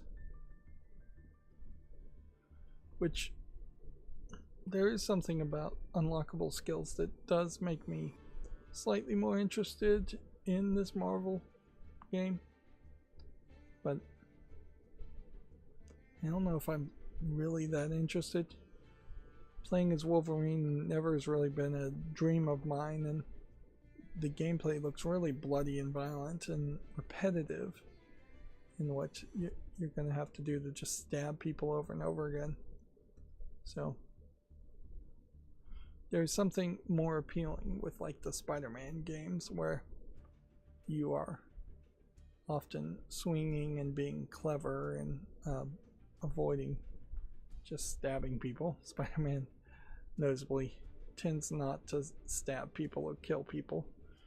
You could see an alternate universe of an evil Spider-Man that just would string people up to the roofs of towers in New York and watch them fall to their death, or lynch them, hang them. Yeah. In a lot of ways, with great power comes great responsibility, being the repeated motto of Spider-Man. Wolverine is the exact opposite of that. He has perhaps some of the greatest powers, being immortal, effectively, and he takes basically no responsibility in his actions a lot of times, often handing his thinking process to other people, such as Professor Xavier. Let's see, Stranger Than Heavens, Gamescom 2026 demo playthrough, 12 minutes of footage. So yeah, maybe we are now getting to some of the Gamescom Day 2, Day 3 gameplay videos. Fables 2026 Gamescom combat gameplay. Yeah, this does look better when you start to see a user interface in the game. It feels more like a video game at that point, and I guess that does probably imply I would never really want a fully immersive video game where you don't have mini maps and health bars and maybe button prompts. Yeah,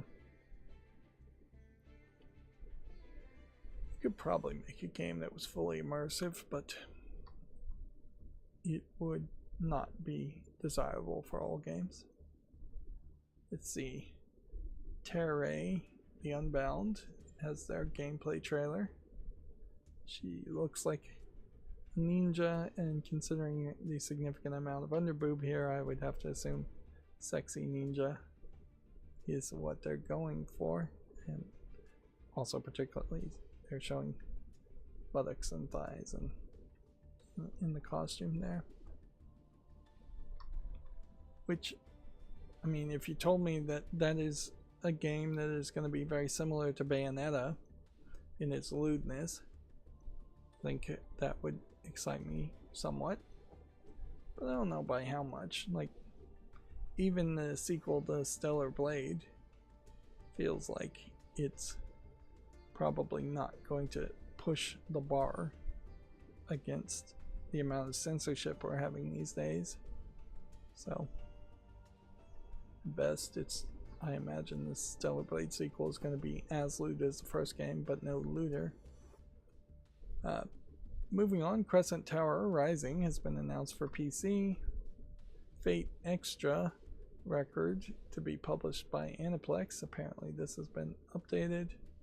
This looks like a card game when usually the Fate series is visual novels. It's RPG, turn-based RPG. Although frankly, if you can take the Fate series and put it in something other than a visual novel, I'd be more likely to be able to play it. A Death Row Inmates reality show X Death Game Buzz or Die has been announced for PC. This feels like a Danganronpa type setup. Wild and crazy anime characters fighting for their lives. Yeah. That is one of the problems with me watching an old anime like Blackjack, is there's just been so much extremeness and craziness that there's a patient that is just addicted to drugs, and you see the patient act crazy earlier in the episode, and it never occurred to me to even think that they would just be high. My assumption is that they would just be your standard anime person who has completely lost their mind and is at that extreme level of craziness that most crazy people don't have. I would also have guessed possession or magic before drugs even would have crossed my mind. Let's see. Moving on, Stupid Never Dies Wyvern Boss Battle gameplay is available on Gamatsu. I did know that there was going to be a massive amount of Gamescom this week, so it still makes a lot of sense to just wait until next Wednesday and see how long it takes to record that stream. Or even the Wednesday after that. And certainly it saves me a lot of time, or maybe it doesn't save me any time at all, but it feels like it works better to only stream 4 times a month, or maybe 5 times a month if it lines up perfectly, and compared to typically 12 times, maybe even as many as 16 times a month, even if those were shorter streams. This week's Japanese game releases include all of the games listed here. We are continuously seeing physical lists getting shorter, while digital only releases getting as long, if not longer, than the physical releases.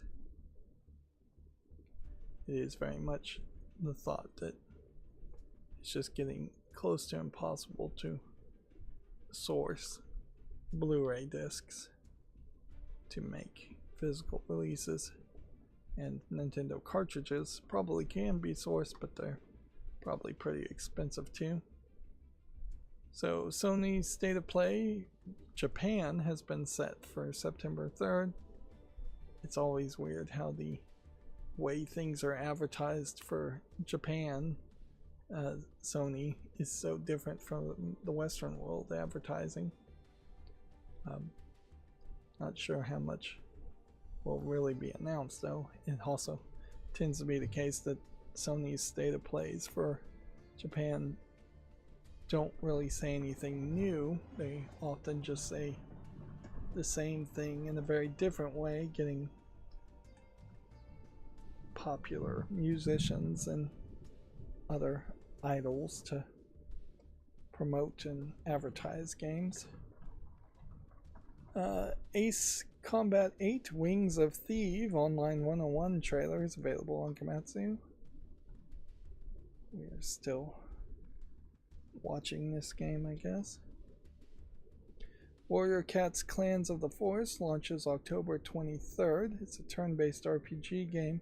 This was the cats fighting each other, and I've heard some people seem to be hyped on that, but honestly, I just see these cats with these massive scars on them, and I just don't like that realistic damage being depicted, which is funny because the eugenics game probably has cats fighting each other too, and yet this silly cartoony art style, or the crazy art style that it has, really just allows me to disassociate a lot more. And I'm not even really that much of a cat lover, so I would imagine people seeing cats fighting each other, or cats fighting dogs, who really did have a love for cats, would really hate that game. Indie Live Expo, December 1st, 2026 developer submissions are open. Okay. Lawn Mowing Simulator 2 launches September 23rd.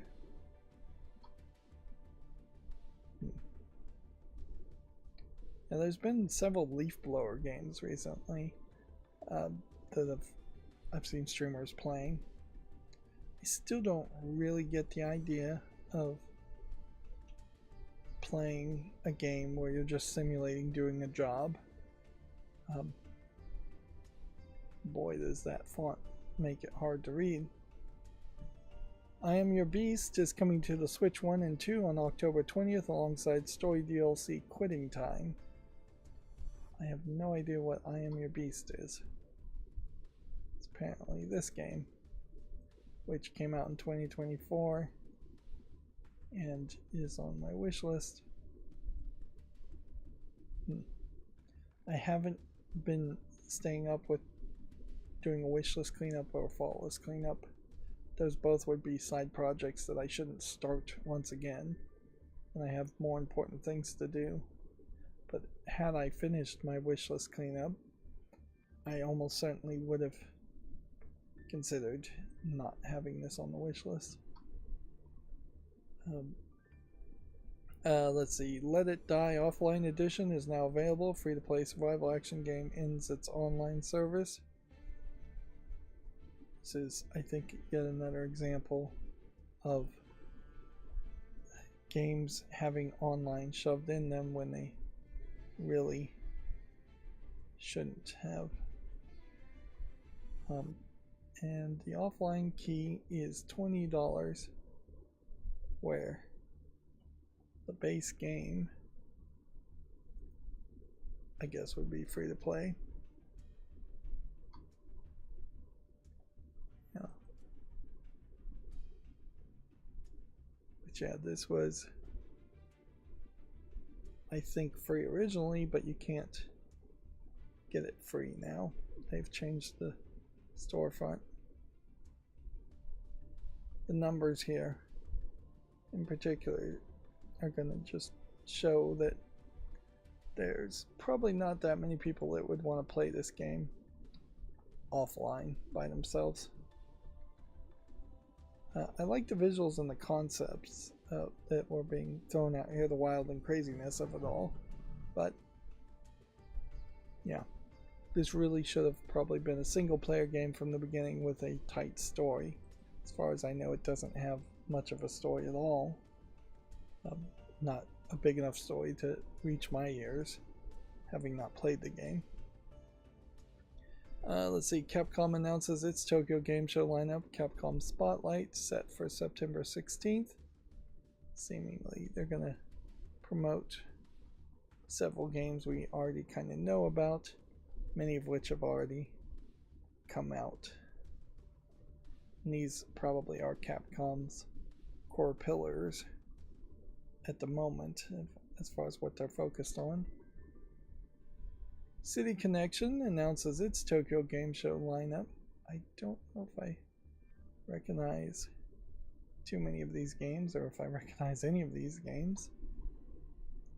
In a lot of ways, announcing your lineup for any presentation, whether it's Tokyo Game Show or something else, is just an announcement for an announcement. It's not helpful information. Tingo Project announces a side-scrolling shoot-'em-up remake, Cybernetic Attack Final Mission. Okay. Pikmin 3 Deluxe update for Switch 2 is now available. I believe Nintendo also released a Mario Kart 8 Switch 2 update, which I imagine is slight improvements and not doing too much. A Konami Press Start live stream has been set for September 3rd, featuring Castlevania Belmont's Curse, which I don't think I've seen enough of that. Silent Hill Townfall, which I'm not that interested in, and Rev Noir, which I don't recognize at all. Let's see. Live TV on PS5 app has been announced, available later today in the United States. I would assume that this would be streaming things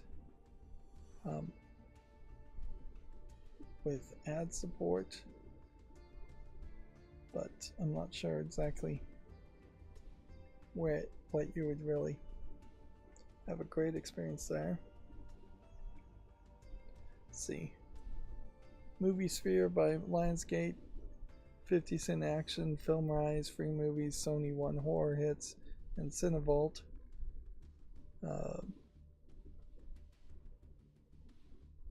Several TV shows being named by single names, which really implies to me that they're not going to have that much of a collection. And then it seems like they probably are going to be streaming Crunchyroll, because I'm pretty sure Sony owns Crunchyroll. Sony and Crunchyroll bought out a DVD through the mail service called The Right Stuff with one F, where I bought most of my anime from back in the day, and it was an amazingly great service. But as soon as Sony bought it, they cut out all the adult anime from the service, and then they pretty much just shut it down completely at this point. There is a Crunchyroll store that technically may still be built on the back end of The Right Stuff, but it literally can only be shopped by people who are paying for a premium service, which is insanity to have to pay a premium service to even buy anything physical from the store. And they've removed almost everything physical from the store. Really, they're trying to sell t-shirts and posters, and even that is probably not that beneficial. Now, for a press release, I suppose naming Sailor Moon and Naruto and Death Note are safe bets. But yeah, that's not particularly the newest stuff either. Sports can be a big thing, but I seriously doubt people want to watch ads to watch sports on their PS5. Yeah. This would be a much better offering if it weren't for the fact that every TV is a smart TV these days, and there is just better offerings overall. And this would have been a much better offering if it came out day one with the PS5, not years later. Certainly I would hold live TV on PS5 to a different standard than I would hold Tubi on my Roku TV.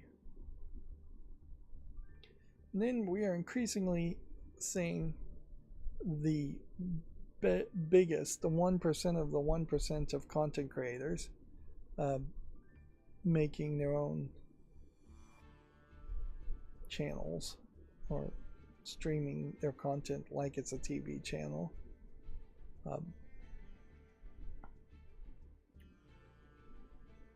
Then they're also saying gaming, esports, creator-led entertainment, documentaries, podcasts, and just anything they can think of. Yeah. You can see in the art, they definitely want to promote Crunchyroll. And then they have community that's probably a good seller in NASCAR being hinted here. And maybe Horror 1 makes some sense, but then yeah, I don't think the rest of this is particularly appealing even. Suppose if you had a dumb TV, this might make some sense. Like, the one thing certainly to complain about Tubi though is also that it shows a lot of ads, and a lot of the ads are very repetitive too. I still haven't worked on my router to turn ad blocking back on, but I imagine that still wouldn't really work. But yeah, you are very much on Tubi, and probably the same for the live TV on PS5, just being pushed into a scenario that's probably slightly worse than watching TV over the air, and that the ad breaks are going to be even longer. There's going to be more commercials, and they're going to be more repetitive and annoying. And also, with these streaming services, there's just going to be a split between who can run ads and who can't or won't. And you're going to see fewer and fewer companies be able to advertise, if advertising really is necessary for their companies, which is questionable in a lot of cases. I think a lot of companies are either going out of business or have a locked-in audience. Moving on, Romancing Saga 3 Destinies United has been rated for modern consoles, Switch, and PC in Brazil. Saga, I assume, is Scarlet Grace, which I think is a JRPG game. Stranded Deep 2 debut trailer and screenshots are available on Gematsu. We're almost done with the Gematsu articles, but it is also 2 hours and 12 minutes into the whole setup. But yeah, if that's how this plays out every week, that's going to be way too long. The House Marquee co-founder, Ilari Kutian, I can't pronounce that right, has stepped down after 31 years. Sami Hakala takes over as the new managing director. I assume these are like Swedish names or something.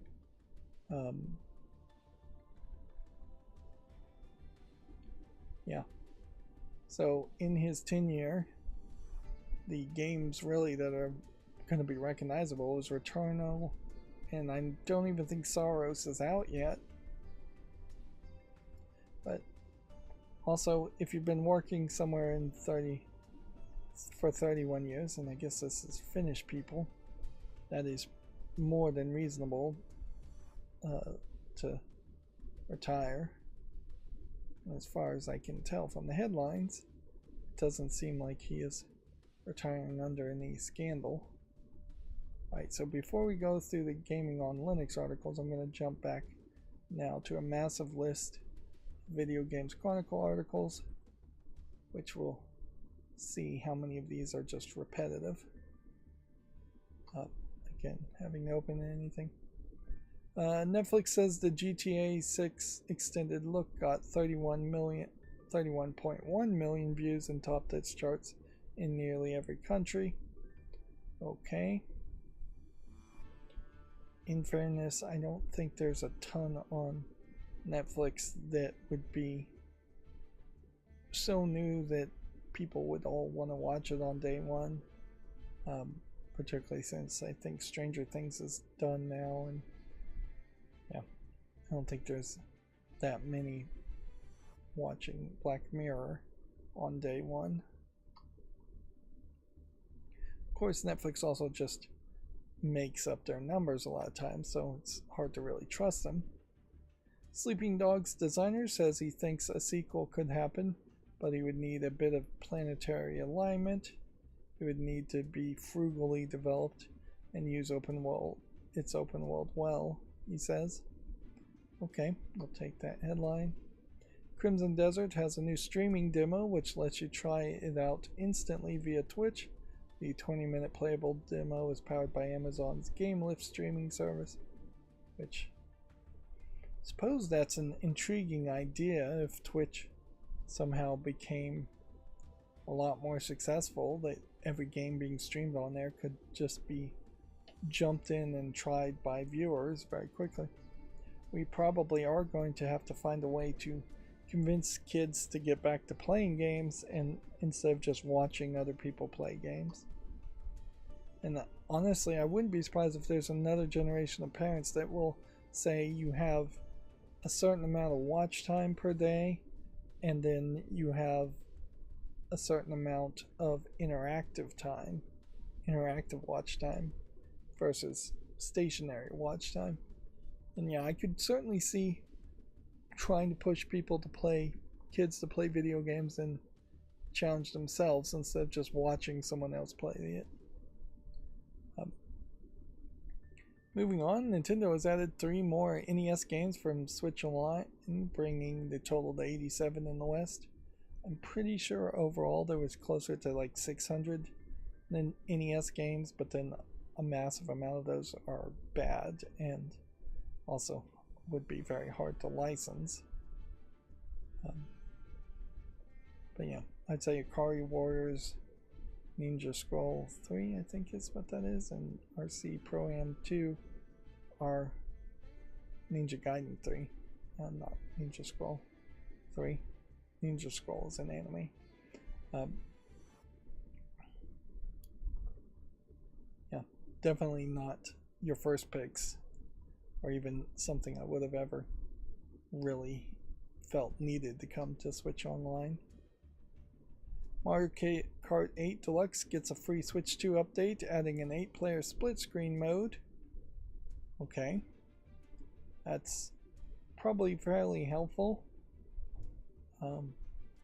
And maybe speaks to how Mario Kart has just topped out on performance, and Mario Kart 8 in particular, instead of the newest Mario Kart open world game, still is the game that people really want to play. New update also adds camera support for multiplayer on Switch 2. I don't think too many people are really going to use that. So, NVIDIA's controversial DLSS 5, Deep Learning Supersampling 5, launches this week via NBA 2K27. I think I may have said DLSS 6 is what they're up to. Numbers, obviously. Easily forgettable. And yeah, a lot of people hate it, particularly in what it does to faces and humans, whereas it may very well improve things in the background, but in actual gameplay, maybe you're not actually looking at the things in the background compared to single screenshots. The general thought is that the AI large language module has a bunch of images of people with makeup on and with different kind of lighting on their face, and so it often feels like, to me, it changes the art style by applying textures and applying makeup to characters that wouldn't have makeup on them. Yeah, it definitely gives the feeling to a lot of people that they're messing with the lighting, but they swear They aren't messing with the lighting. But the biggest thing I think to take from it is it's just not a slam dunk success. People who are getting 227 frames probably don't care if they're getting bumped up to 370 frames at that point. And yeah, even if that was the case, that it gave them more frames, the changes are just too drastic and unwelcome. Let's see. Hideki Kamiya says Resident Evil developers have lost sight of how scary their games are. The Resident Evil 2 director wants players to be able to turn down the horror. I don't think he's actually working for Capcom anymore, so this might literally be just him shooting his mouth off or sabotaging the Resident Evil series. But yeah, I guess you chalk that up to an opinion. I think Resident Evil games probably have to push the bar to being scary while still having a decent amount of action in them. I suppose it is also worth pointing out that he has previously expected his dislike of horror games. Yeah.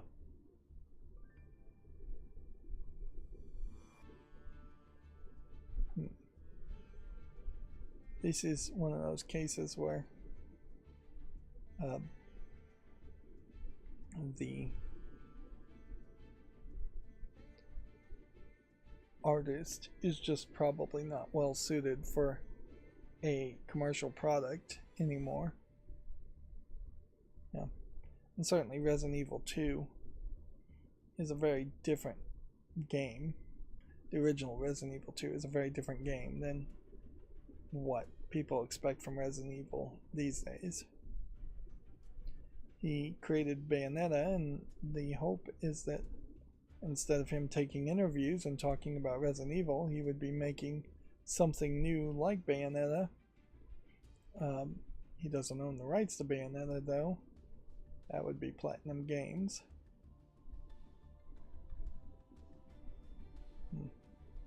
I wouldn't be surprised if he's just getting mocked in the comments.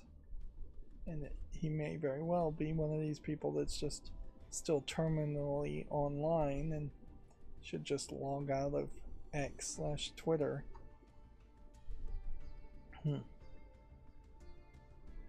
Alright, so we're continuing with the lawsuits apparently. Sony says, quote, reasonable consumers know they don't own the digital games they buy. It's quote, not plausible to suggest people believe they're obtaining ownership, it says. Unfortunately, ownership under a legal term is very different than what ownership means to most consumers, in that we never really own code in most cases, that we could modify it and sell it, and it would be nice if people could actually own code, but yeah. This is the you're really just buying a license for it argument taken to the next step, which is you bought a license for it, but now we can revoke that license and you don't even have a right to a reasonable amount of time to enjoy the game you licensed. 4 players have sued Sony for allegedly breaking California law by making it clear on the PlayStation source that players are buying licenses to games, not actually owning them. Because they're using terms like buy now and confirm purchase. Which, it'd be interesting if that lawsuit actually won and it forced them to say license now or confirm license. And this is just like terrible timing, so it would be in Sony's best interest to settle that lawsuit quickly. Let's see, Capcom and Konami both have announced showcases for this month. I don't think you could really pick two different types of games to put side by side in a screenshot. And that is a very weird way of Video Games Chronicle kind of downplaying the fact that these are all centered around Tokyo Game Show announcements. Pikmin 3 Deluxe has received a free Switch 2 update with improved visuals and game share support. It becomes the 18th first-party Switch game to get a free Switch 2 update, which is perhaps the best thing that owning a Switch 2 is getting you these days, is just the ability to play their old games, because, let's face it, Nintendo is not churning out new games. Let's see. Apparently around 80% of Star Wars Zero Company Studio 8-bit reactor, not 8-bit, but just bit reactor, was reportedly furloughed weeks before its release. Staff don't know if they'll all get their jobs back. Again, it's claimed. I wonder what country they're in that people are being furloughed, or how contracts would have been signed as far as being furloughed. In the United States, somebody can say you're furloughed, but unless you're a government employee, being furloughed after 2 weeks of not receiving any paid hours is exactly the same as being laid off, and you really should just be applying for unemployment, which won't be that great either. But yeah, I definitely would take a furloughing, as I should be looking for a new job sign. As Xbox's the digital feature rolls out to insiders, players are discovering it works for delisted games. Players can still get new digital licenses for games that no longer are on the digital store. Well, that is cool. Well, PlayStation has confirmed its next state of play.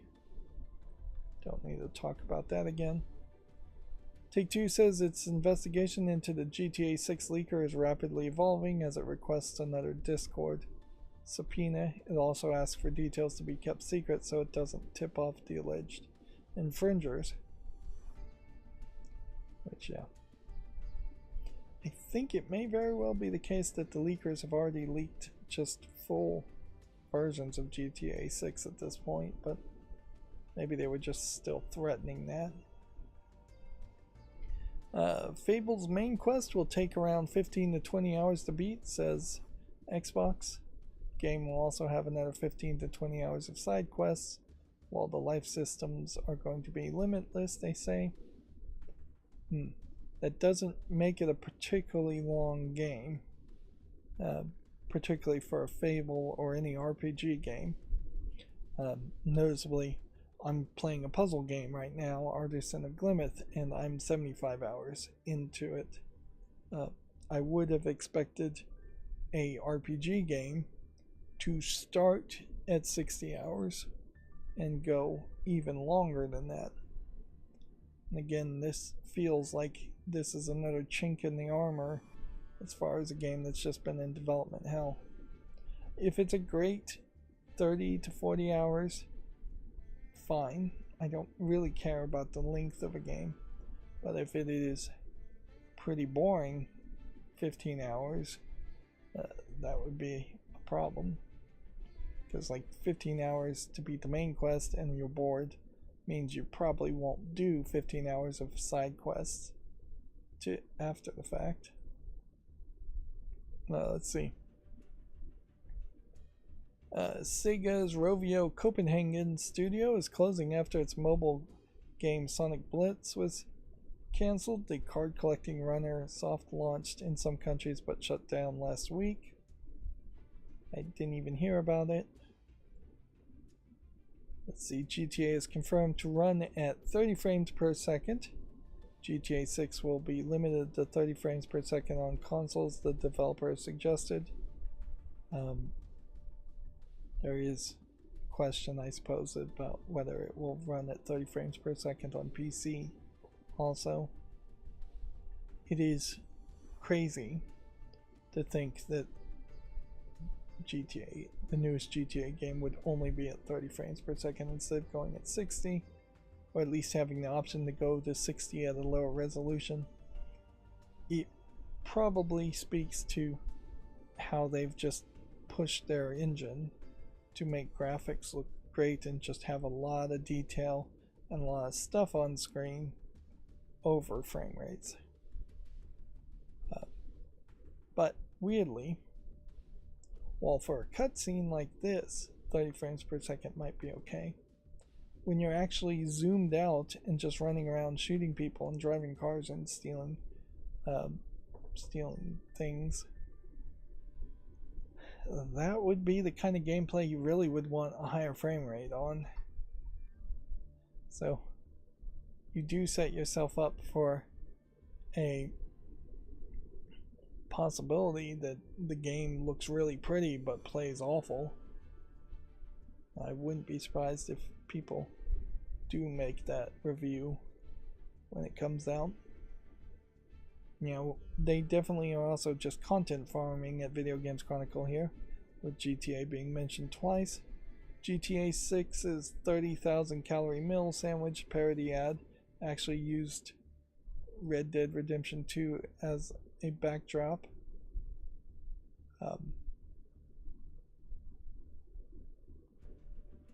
The Red Dead Redemption 2 was featured in the GTA 6 extended look, but you probably missed it. Okay, so they made a fake commercial, I guess is the thought there. Yeah. Anything more than a mouthful is a waste, is a saying usually referred to talk about breast size. But yeah, it's certainly true in food too. You're just gonna have to pull out a knife to cut a sandwich like this and eat it. It's ridiculous. Yeah.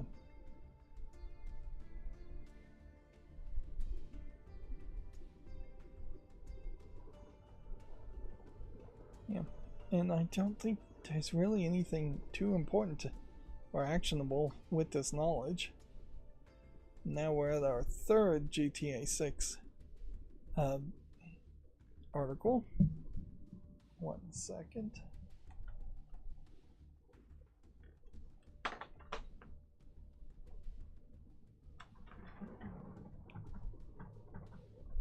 Sorry, it was either I adjust myself in the chair or I slide to a nearly horizontal position. Yep. My cushions with an alternating air pressure on my chair makes it pretty easy to slide into a laid back angle. But it does work pretty good. Did see a new chair if I ever do need to buy a new one, but yeah, that would be expensive.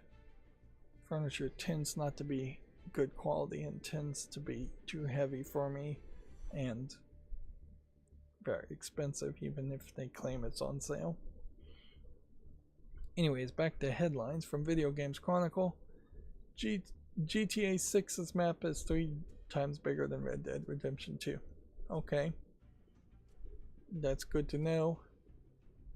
I am still wondering how many buildings you can actually go into, if any, because it would be pretty easy to make a world 3 times bigger than something else by having a lot of water sections that have almost nothing in them and a lot of buildings that are just boxes, preventing you from going inside, which I'm pretty sure there will be some buildings you go inside, but they may be very special ones. This was an intriguing article. An unofficial PC port of Blue Dragon, a JRPG from the creators of Final Fantasy and Dragon Ball, is now available.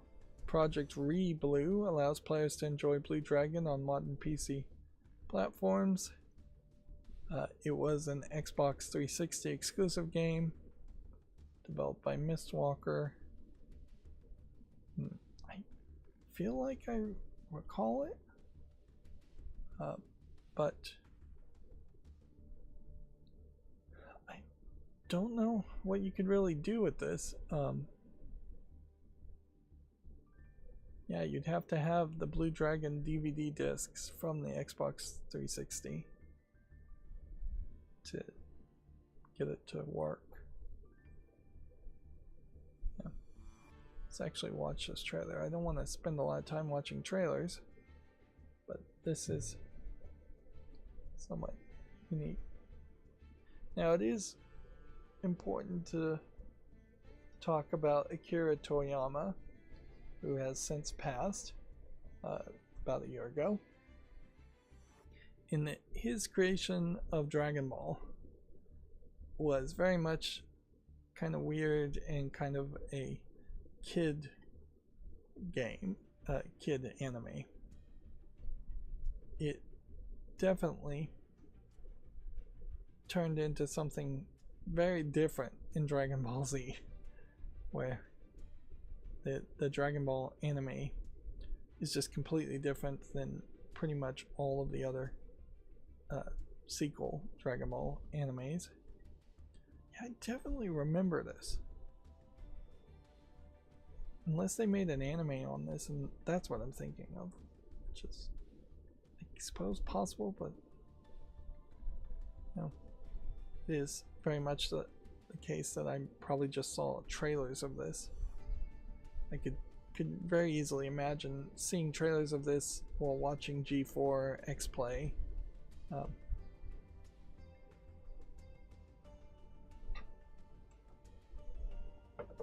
But yeah, Akira Toriyama, very well wanted, wild and crazy characters and kid characters going on adventures.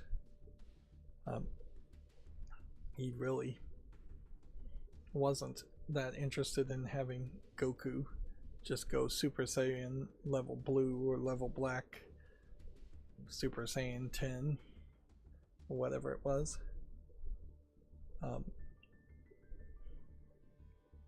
And they did bring back Akira Toriyama for like one spin-off Dragon Ball series, but even then he definitely was still doing his same old thing.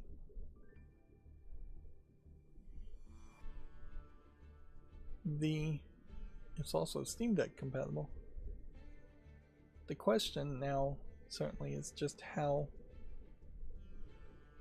do you, as a content creator, potentially play this game and make footage?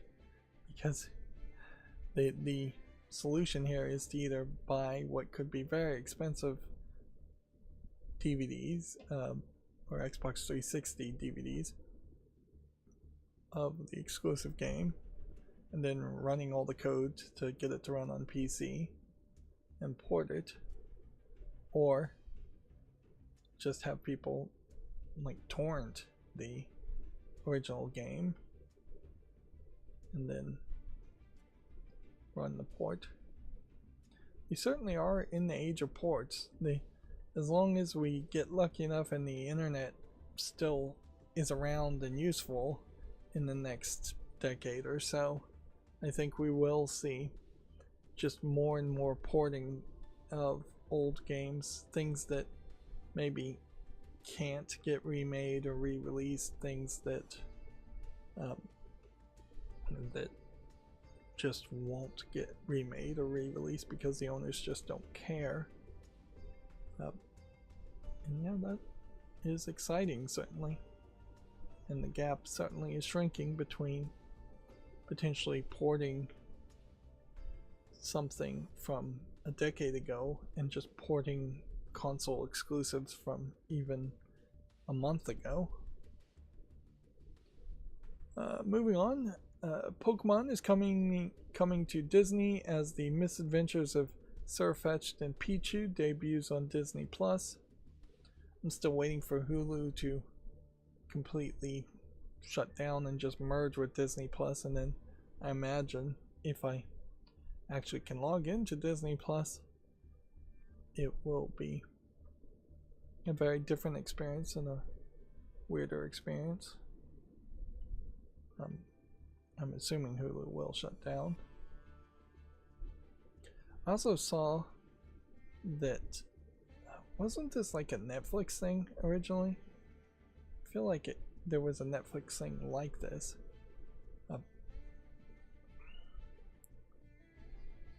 But yeah, I also saw that they were bringing back Ash Ketchum to the anime of Pokemon in Japan. I imagine the new kids did not gain the level of popularity that they were hoping for. I think it may have always just been a ruse to either retire the voice actor who voiced Ash Ketchum or to cover up the fact that that voice actor died. So I wouldn't be surprised if there is a new voice actor playing Ash Ketchum, but they will probably bring back all the classic characters, and they will probably continue to do the same old that Pokemon as a kids anime has been doing. The Pokemon trading card game is doing Team Rocket's Ambition is the most recent card expansion, and part of that is you have a special tickets you can earn, and then you have to go into the shop where Team Rocket is selling only a pair of like dirty socks for 9,999 tickets, which is way more than you could ever possibly earn, and I don't think you can buy them with any like microtransactions. And then there's a poster of Team Rocket at the bottom of the screen, so you click on the poster, and behind the poster is a secret switch, and then that changes the shop to buy the things that you can actually afford to buy as far as the cosmetics that it sells, which is a fun little thing to do. But I would have frankly preferred they found more fun ways to actually convince people to want to play the card game, and just introduced and started working on at least standard Pokemon card game gameplay instead of 3 points to win gameplay that is the only way you can play in TCG Pocket. Let's see. Moving on, EA has confirmed the leaked Iron Man game footage is real. Quote, now you know. I wish more companies were just honest about that, but also I wouldn't be surprised if they intentionally leaked it. It does run into, I guess, the same issues in that an Iron Man game is going to have to catch my attention, and hopefully I would expect Iron Man to be a little bit closer to a Spider-Man game than a Wolverine game. Also though, that highlights that we're probably getting a little too close to too many Marvel character games. Yeah, they've lost a lot of their audience for the Marvel movies, and I wouldn't be surprised if Disney is just now trying to make Marvel video games to make more money that way. Here's some news I didn't see. Project Helix will be, quote, a family of devices. Xbox CEO confirms. Xbox CEO Asha Sharma says the Project Helix will focus on affordability amid rising costs, which to me sounds very much like it will be handheld devices, cell phone devices, streaming things only, with maybe a single console that's going to be relatively weak and possibly ARM based.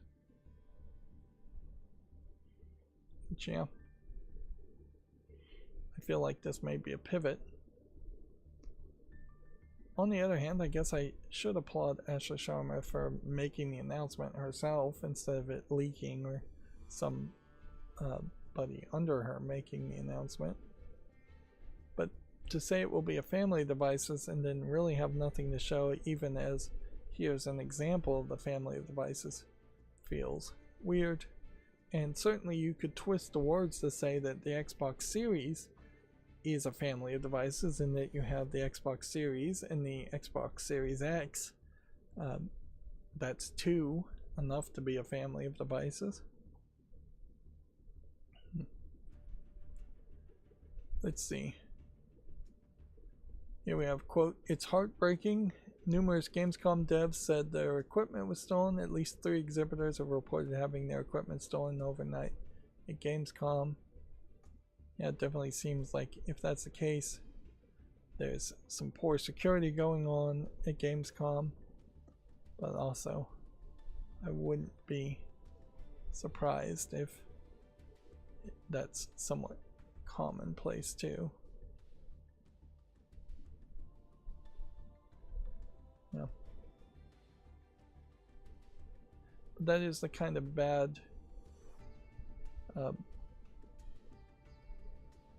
press you don't really need, so it'd make sense for Gamescom to just say, hey, we'll make this right and we'll replace your equipment. Particularly when you look at how Gamescom seems to be segmented off into several buildings with just one long hallway. And then you have an upper floor theft, a lower floor theft, and yeah, not sure if there's actually a third theft here. It says the location of 3. I guess 2 of the places were robbed. Certainly, though, yeah, people stealing things at large events is definitely a concern. Speaking of stealing things, I guess, I mean, I don't know if you really would even call this stealing. If somebody puts something on the side of their curb, is that technically stealing in the United States? I think legally it is, but I think most people would be fairly confident that they won't be prosecuted for that.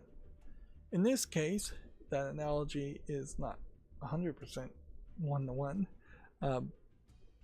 but more than 12 terabytes of Steam games and unreleased betas from 2003 and 2013 have reportedly leaked.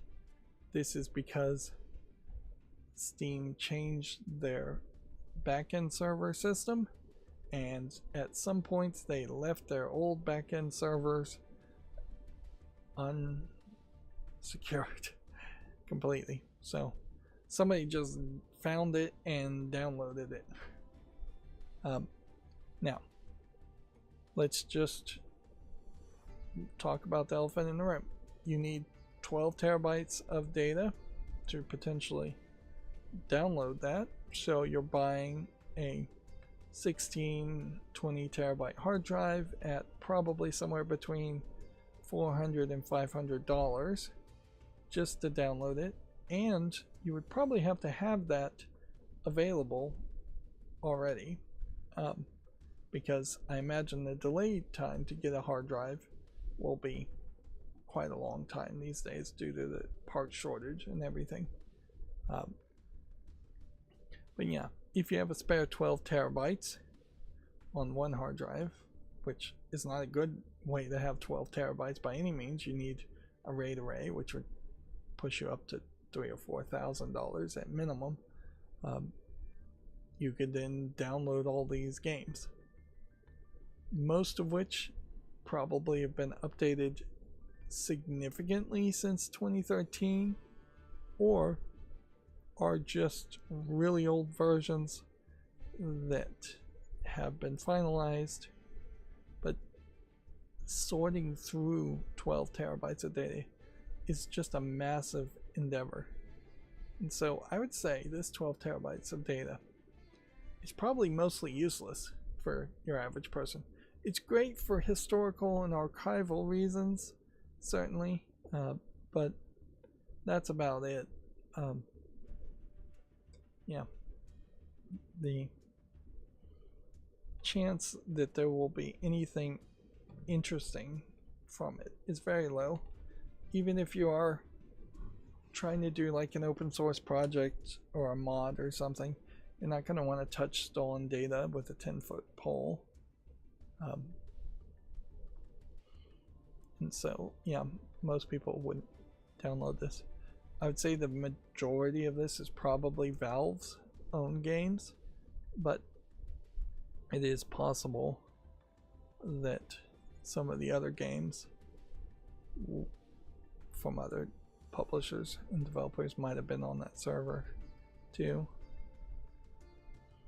Earlier versions of Portal 2, Left 4 Dead 2, Counter-Strike, all of these could be put out by Valve for free at any point as just a way of trying to convince people not to download the entirety of 12 terabytes. An experimental camera puzzle game, F-Stop. If it was cancelled, it probably was bad. Potentially early content for Half-Life 2 Episode 3. They probably wouldn't want to push that out.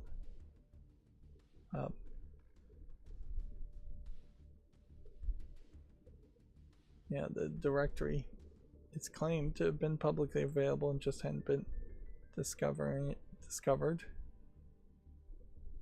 Yeah. And so yeah, there might be historical reasons to, talk about, but if it were instead a leak of games now, and it was a ton of games that weren't owned by Valve, it would be way bigger as far as probably petabytes of data, and way more relevant as far as potentially free games if people are willing to download them. I don't know how many people though would even really go through that effort. Like, it's probably just easier to search cracked versions of games by individual name by far than to try and download an entire archive. And yeah, if you got all the games that were on Steam's servers nowadays, you would be getting massive amounts of garbage games. And the sorting is the thing that would kill you. A curated experience would be much better in this scenario.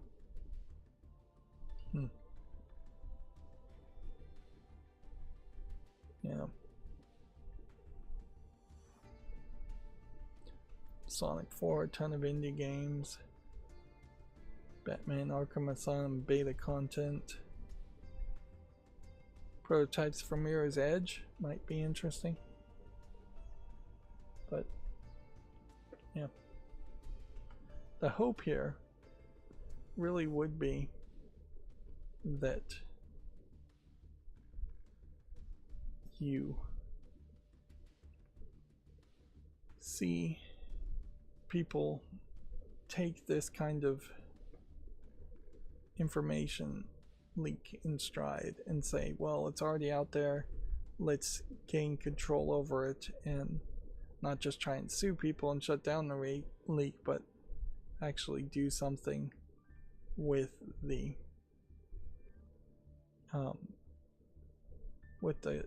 prototypes, make them somewhat playable, put an intern on it basically, and have them release the prototypes. Alright.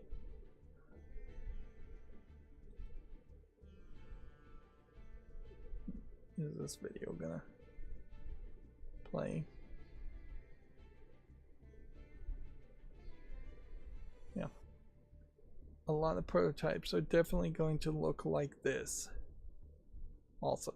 So, I mean, it's just not going to be a final product. Now, I would say, I don't know why that second link takes you there. Most people just would want the final product and the final version. It just really doesn't make a lot of sense to want to play an earlier version that was worse, almost certainly, than the version that was released.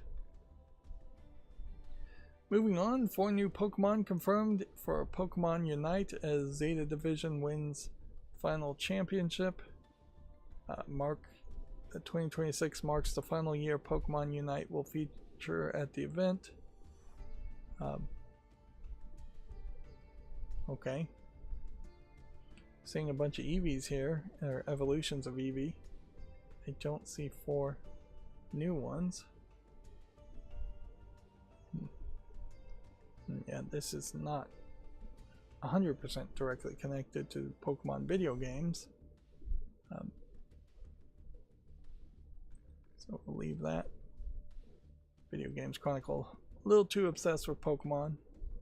They probably get some good search engine optimization around it.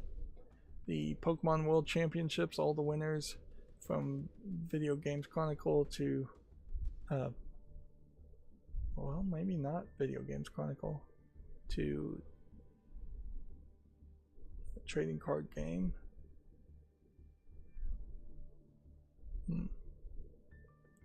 And I really don't care about any of that information, so I'll leave it at that. Oh, I just looked at the clock again. I'm going to run right into that 5 o'clock time cutoff. Let's see. The 2027 Pokemon World Championships will take place in Singapore. Okay, I'll leave it at that. UK pre-owned retailer CEX's website confirms previous reports that it's opening a retro-only store. We'd already kind of seen a walkthrough video of that retro store, though. Ed Sheeran gave a surprise performance at the Pokemon anime theme at the Pokemon World Championship. He also performed his Pokemon Scarlet and Violet song Celestial. Okay. If you weren't there, is that really helpful information? Quote, we understand this is disappointing news. Bloodstained The Scarlet Engagement has been delayed to 2027. Xbox confirmed its digital to disc, or disc to digital, that actually has to be in the right way around, will launch for beta testers this month. CD Projekt Red reveals extended gameplay of The Witcher 3 Remastered and Songs of the Past DLC. Rockstar reveals a swath of new GTA 6 details ahead of the Netflix extended look. Which, yeah.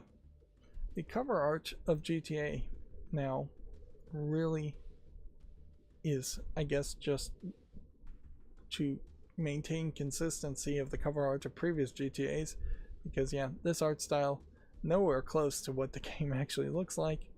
And so far, we really haven't even seen 100% confirmation that these panels indicate a significant amount of what the game is going to play like.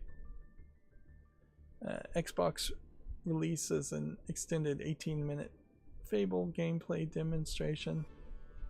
This also gets age restricted.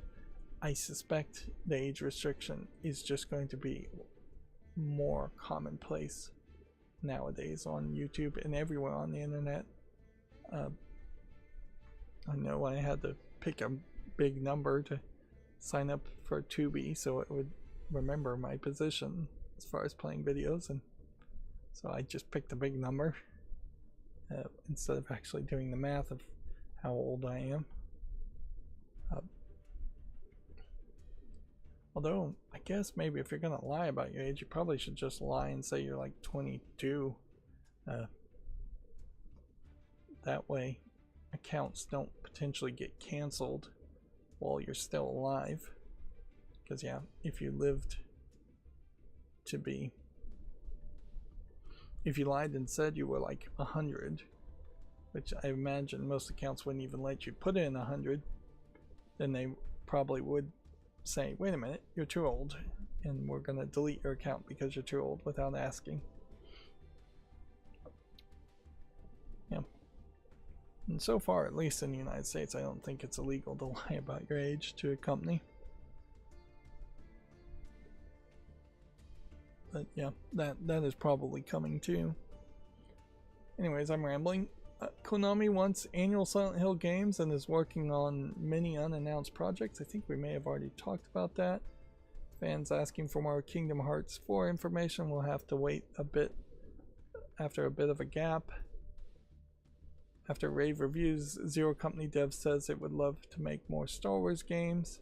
Of course, we saw also a ton of people were furloughed the week before that game even came out. Witcher 3 Remastered features community-made mods. Modder speaks about working with CD Projekt Red. I guess this is community-made mods that, with permission, are being added to the remaster, which felt like what they were going to do. I didn't know if they were going to actually ask for permission and admit it, though. I feel like some of these remasters definitely are just stealing community-made mods. And yeah, I seriously doubt modders are making a significant amount of money for those efforts of love. The Wolf Among Us Remastered gets a new noir mode when it launches in October. But yeah, I don't think the noir mode makes a ton of sense for the Wolf Among Us. It's supposed to be based off the comic book, and I don't think the comic book was ever in a noir mode, nor do I feel like Wolf Among Us really is telling a noir story, where you might make the argument that some of the Batman stories are telling a noir story. That Spider-Man Noir streaming show also had a black and white mode on Prime Video, and I heavily recommend not watching that version and instead watching the very nice and colorful version instead. It really is just a filter, and you could basically add a noir mode to any game by just turning down the color saturation to 0 on a monitor. Let's see, everything shown at the GTA 6 Netflix special is listed here on Video Games Chronicle if you want to check this now old article. Let's see, one of San Francisco's busiest streets has become Rayquaza Road as Pokemon Worlds 2026 and Pokemon XP begins. I don't know if they got the mayor to actually rename it, or they are just claiming it.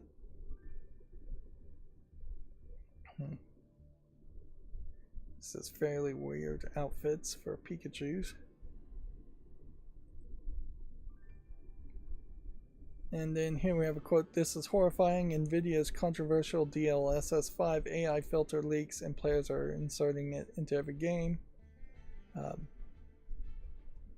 Here is a, I think, particularly good example of where it just being unoptimized and being inserted into Final Fantasy game turns Cloud from looking like Cloud into Cloud looking like a girl that is cosplaying as Cloud pretty poorly with a lot of makeup issues. Again, maybe some of this background stuff in static might look really good. But yeah, do we really need to be using AI for any of this? Oh, another example of faces just looking really off. And I will say, I'm usually pretty face blind. I don't tend to look at characters' faces in video games or in the reality humans' faces. But even I can tell you there's significant offness here from what I would expect from these Silent Hill characters.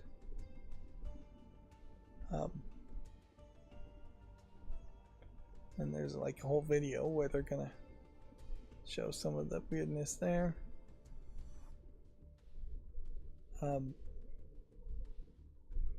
Yeah, I think somebody put the mod into Cyberpunk and it made Cyberpunk look a lot worse. Yeah. And so at some level, maybe Control looks a little bit like an old game because it is. But just look at the color of the hair, how drastically it changes. And then the gauntness of the face. This shows somebody who's like anorexic, and just more shadows being added to everything. Again, the thought is it's probably messing with the lighting a lot more than they claim it is. Yeah, now I would take this every day, and I think most players would. I'd rather have something slightly more cartoony than jump over the uncanny valley straight into anorexic nightmare for characters. Yeah, even when the character is standing back a little bit further, their face still looks horrible, and that is definitely what your eyes are going to be drawn to. Now, arguably, sure, maybe the carpet looks more realistic. Maybe the symbols and the patterns on the wall looks a little bit more realistic. But noticeably, the walls here look exactly the same. Remember that Control in particular was praised for its ray tracing visuals. So there's just like really no reason that you would want to upscale it with AI instead of just being happy with what the artist created. We have a Last of Us comparison where, yeah, still this looks better. Maybe the hair looks more natural. And I think that's part of the problem here, is that the large language modules that are trained on DLSS were probably trained on live action characters and real photos of real people instead of video game characters. And so we're losing the video game art style. Now, what scares me though is it may just be the case that it doesn't matter and it's just going to happen no matter what. And we may, in a generation, just have this as the only option, and people may just grow to love that. It is worth pointing out that 8-bit art certainly doesn't look realistic. People learn to love 8-bit art for like NES, then 16-bit art for Super NES came around. People liked that better and felt that as an improvement. But then there was a significant drop-off when they started going to 3D and Mario 64. And but even at that, Mario 64 won people over. And for a very long time there, we had a lot of games being made in super low polygon 3D for the Nintendo 64 and the PlayStations, PlayStation 1, PlayStation 2. And it's only when you really start to get to like PlayStation 3 era do you start to get to hyper realistic graphics, which has just been constantly pushed ever since. And now we are crossing the line from trying to have hyper realistic graphics to having too realistic for its own good graphics, I would say. Okay, let's go through the Gaming on Linux articles now, which again I had to manually open a lot of this, so we'll skip through looking at things that we've already looked at, and then I guess I can take this off the follow list as far as Slay Blade, which, yeah, this looks to me like it would be an attempt at a Beyblade type game, but apparently it is not being received well. And so, yeah, let's burn through this fairly quickly. I do think at this point it is a case where I'm going to have to start streaming on Saturdays as well as Wednesday. So I'll do that this Saturday and break down the amount of time it takes per stream. Because, yeah, at a specific level, it also just doesn't really make a lot of sense to have a 5-hour long live stream once a week. So, yeah. I do also suspect, and probably will start going with the idea of starting closer to 7 p.m. Central, US Central Time, just to give myself more time in general.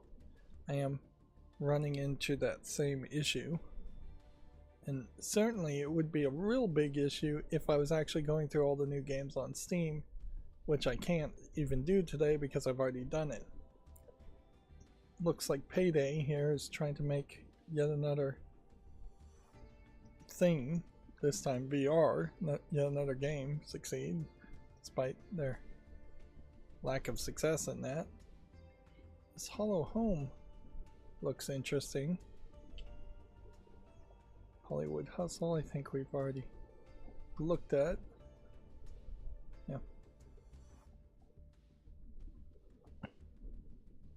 Yeah, there's a certain question I guess that needs to be asked here as far as the duplicates. Because we changed it before, and this has a curator clan ID that's associated as it with a question mark in front of it. But yeah, I think that does mean if we go here and then say ignore query parameters in the search part, probably makes sense, but noticeably no duplicates have been found. But I think that's probably because I've already closed all the duplicates. Yeah. So that's like 2 settings.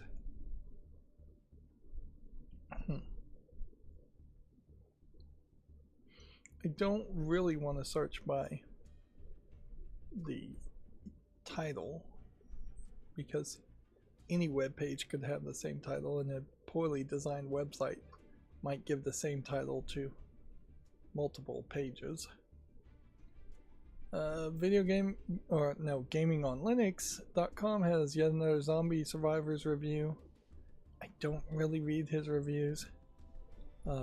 Honestly, I think he's probably a little too positive as a critic and would only say nice things. Blood Dungeon review. He does seem like he is just going to use review as the headline title now, instead of thinking of more creative headlines, which Gaming on Linux I think used to do. Hollywood Hustle Prop Collection Simulator has a fun idea for a scavenging cleanup sim. That's typically what a headline is from Gaming on Linux. Hollow Home is an upcoming narrative survival RPG set in a city under siege. A VR co-op heist game, Payday Aces High, is being developed for the Steam frame, which, oh yeah, I guess I have to be reminded at this point that the Steam frame still has not come out. And yeah, I imagine they're just going to push it as far as they can. There's really no reason to announce a Steam frame at this point, since it will just be too expensive and disappointing. They are in the beta channel testing out Steam OS version 3.9, so we're getting dangerously close to a Steam OS 4.0. But I don't think 4.0 is going to really mean that much, as far as it may change some things, but it may not change that much. Alien Deathstorm from Rebellion has a new trailer and release set for the spring of 2027.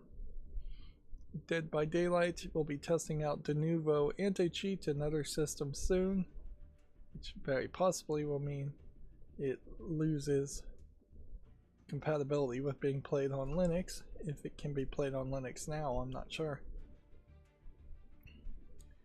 Let's see, 1047 Games stopped development on Impulse and Splitgate Arena Reloaded. Which, man, super effective failure here to have to announce 2 games being dropped at once.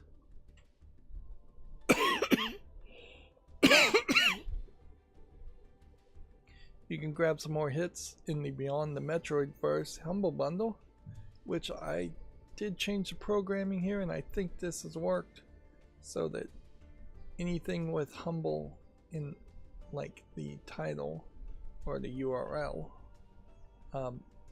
yeah, I think it's in the URL, since that's how Gaming on Linux does it. Just won't automatically open the Steam links, which is a good time saver, because I don't want 6 more Steam links opened and then question what the reason was that those 6 old game Steam links would have been opened. The P versus E extraction style raid shooter Active Matter arrives September 15th, which I don't know what player versus event really means, because I would kind of assume a player versus player game would also have events in many cases. Kingdom 3, Rising Realms, Bye Bye Bonnie, and more stuff revealed by Raw Fury. Several games being announced. Outpost building strategy game Star Trek Outpost Unknown launches October 20th. Yeah. Knowing now that it's an outpost building strategy game, probably isn't that fun of a Star Trek game at that point. That doesn't really feel like you're gonna go to different planets and actually interact with different aliens and like do any of the sci-fi things you might expect from a Star Trek the original series or Star Trek the Next Generation series show. Slayblade review spinning top battles. We saw that was mixed reviewed.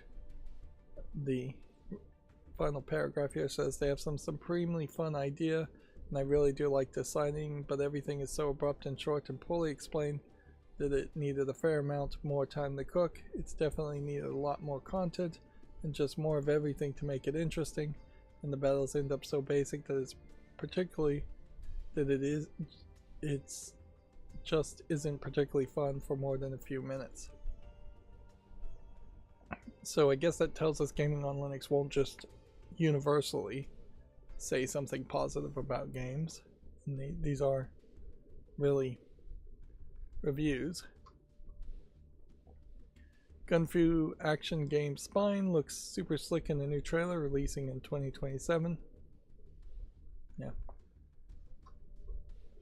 Certainly it is also the case now that because I am just trying to cover the news and covering so much news, the idea of looking at trailers is almost completely out of the question.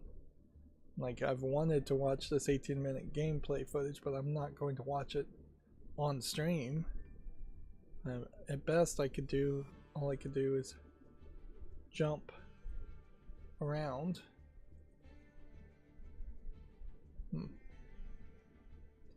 And from like 3 jumps there, we've seen gameplay footage of a character walking around talking to people. Yeah. It's only until we get to the 4th jump are we actually fighting anybody. And on the backdrop of them saying it's 15 to 20 hours just to do the main quest and then 15 to 20 hours of side quests, I wonder if there's just very little of this that actually happens in Fable.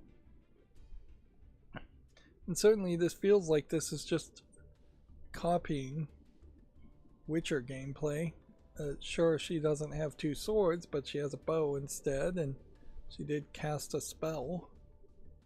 This guy has way too much health for what looks like just a regular dude.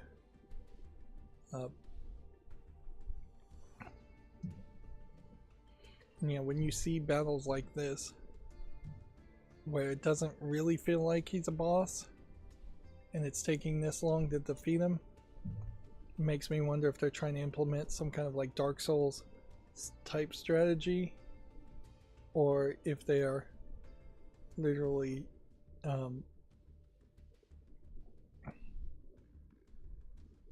just stalling for time by giving way too much health to a character.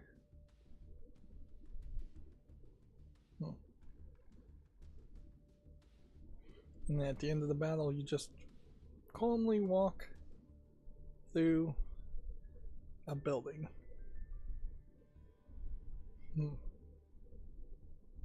Which, yeah, that seems weird.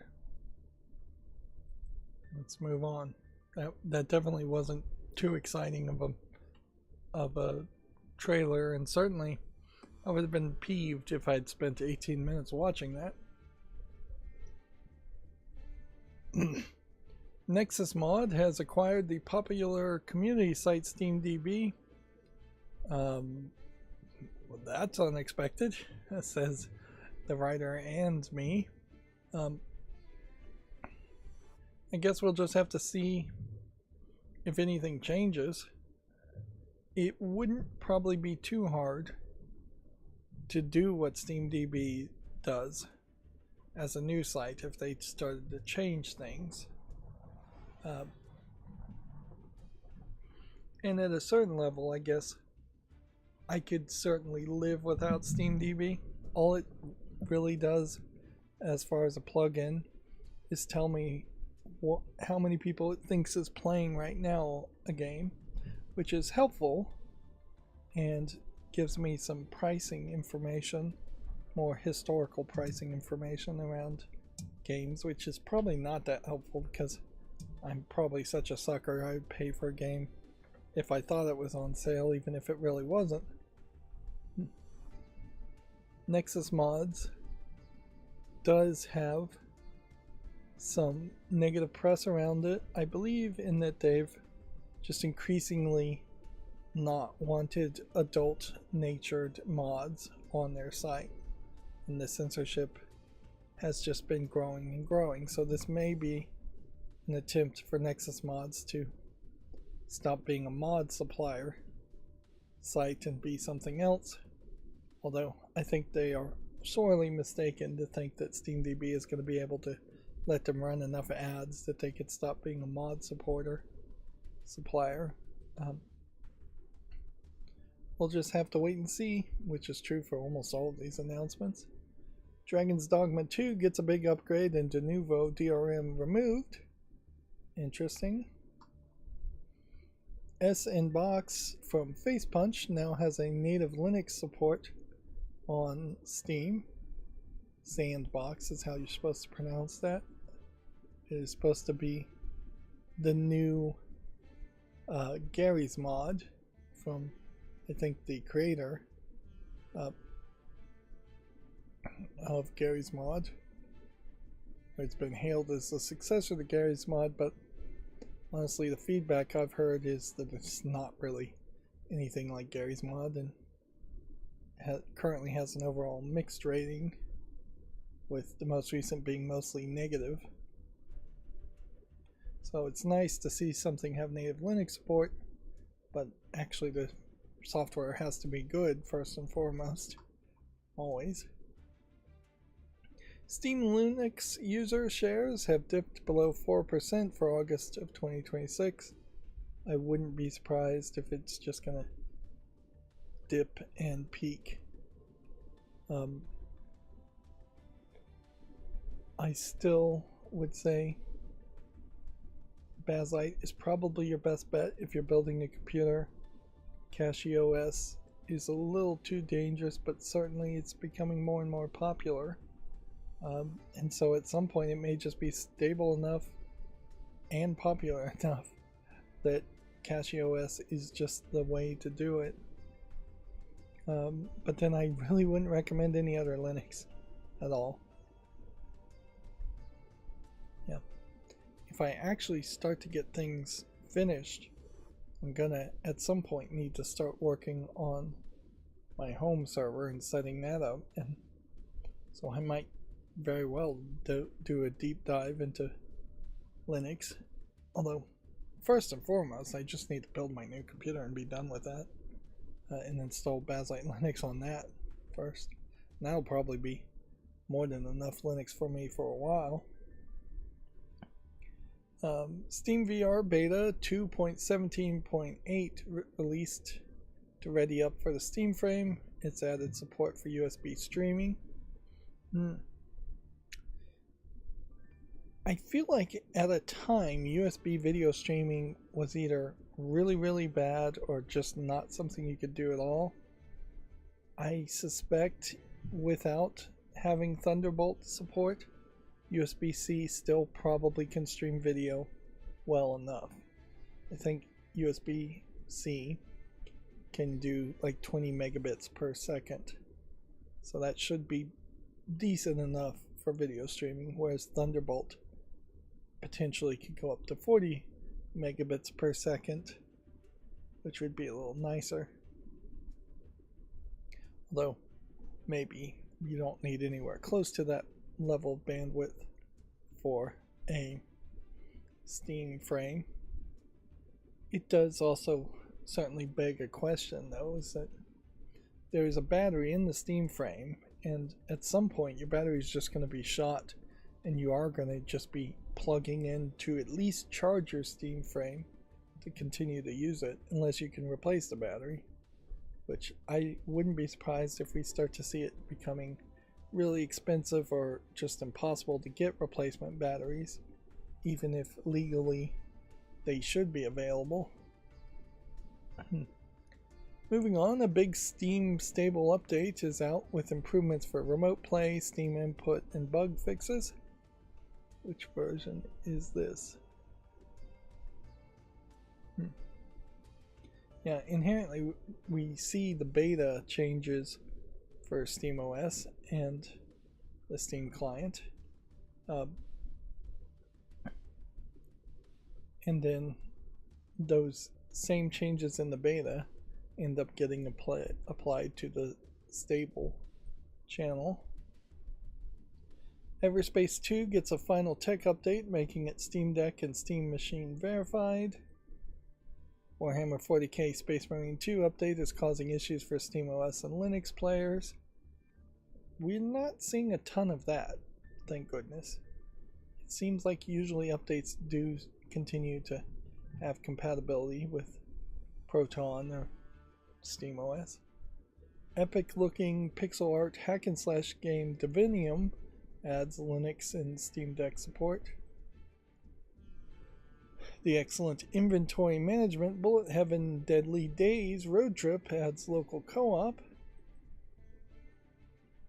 We can see Deadly Days on Steam, and I don't think this really is a game I'd want to play, but I'm going to put it on the fall list just to be certain. We'll check it later, much later from now. Ubisoft's For Honor will block SteamOS and Linux on September 10th. So Ubisoft doesn't seem to be on the Linux love train. Bakelite Linux has another big set of fixes available. Okay. I'm glad they're still working on it. It's not great that they needed to fix things, but it's frankly expected. The Steam beta for August 31st brings fixes for remote play. Yeah. Steam Deck and SteamOS have hit over 30,000 verified plus playable games, which is a round number ending in 0, so I guess that's a big bit of progress. Particularly since the thought here is this is 30,000 games that are really curated and targeted. It's not 30,000 really simple hidden puzzles, find 100 cat type games. Hytale Update 6 adds a hardcore mode, mod browser, gyro controls, and networking upgrades, and much more. Alright. A monster collecting RPG, Cassette Beast 2002, is set for release in March of 2027. The open source Evolution Simulator Thrive brings multicellular stage advancements. Portal Alive and Kicking is a full remake and reimagining of Valve's classic out now. Which, yeah, I heard about this game, but I wasn't sure if this was just a mod or what. It is probably a great excuse to play Portal one more time. Let's see, I guess the question is, how can we get to the game? Currently they seem to have store issues. You can launch it on the SteamDB to easily get around that. Alright, let's just check and see if that's still an issue. Full remake and reimagining of Valve's using the visual capabilities of Portal 2. A and K slips you back into the cold test chambers to retell the original story of Chell and GLaDOS. Yeah, what you would kind of expect here and want. I can just add it to the library now, so that seems to not be an issue anymore. Is that they would change the puzzles or change the story. Otherwise, it really does just feel like it's a visual improvement. Which I wouldn't say that the visuals are so bad that you couldn't just play the original Portal or whatever version of Portal exists.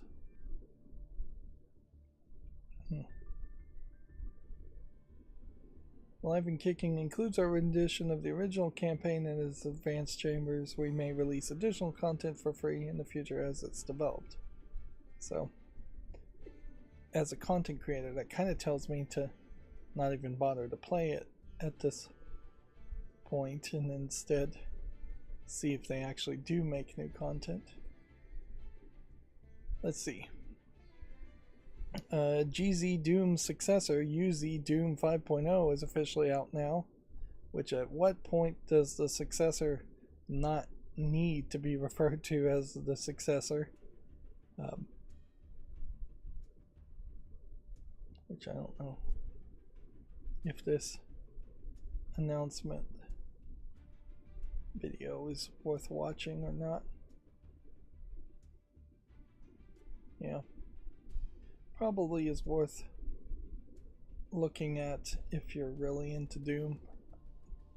I assume there is a niche audience that's probably pretty big that are into Doom, but I feel like it probably is fairly old of a game, and the original Doom games are just not that relevant anymore.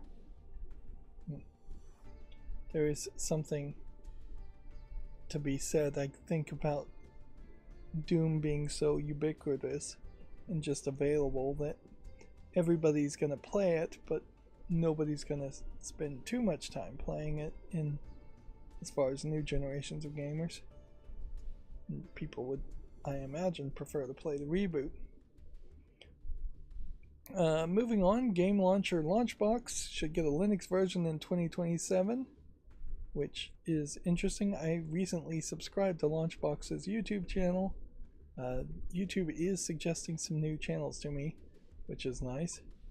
But the newest version of Launchbox that doesn't support Linux at the moment also added a whole manual ebook reader built in, so that we are taking the next step as far as an emulator launcher, in that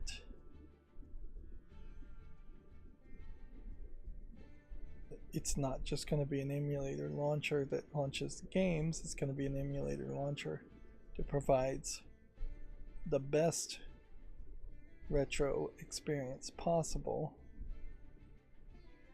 for playing old games, which often did include a desire to, or need a lot of times, to read the manuals. Yeah, they're talking about the Donkey Kong Lego set.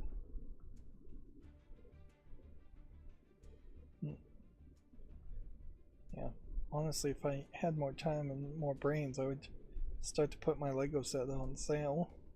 Of course, there was that whole bricks and figs, minifigs problem that just happened. Alright, let's move on. GameDeveloper.com articles. Unfortunately, the trailer the thing I was trying to show was in a previous live stream from Launchbox. They stream apparently every week. The majority of Doom the Dark Ages DLC got made in 3 or 4 months. Is that supposed to be a good thing or a bad thing? Probably it's a bad thing. The team reportedly worked 60 to 80 hour weeks to get the project out the door. I don't know why you would do that. But yeah, there's some craziness.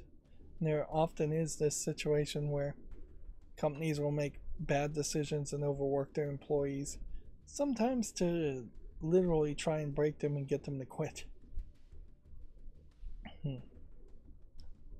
Dragon's Dogma 2 is mostly positive in the last 30 days, but overall it's 62%. Don't know why we're looking at it.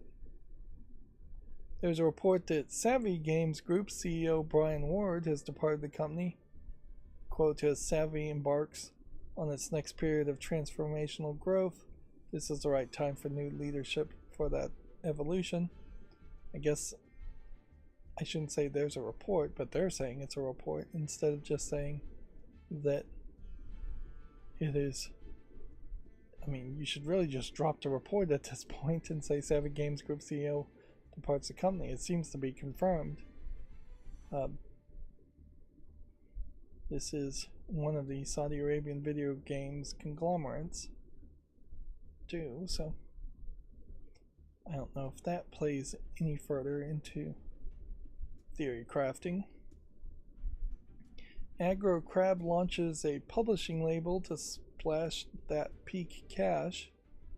Peak, I assume, is the name of a game. Peak and Another Crab's Treasure are the games they've developed.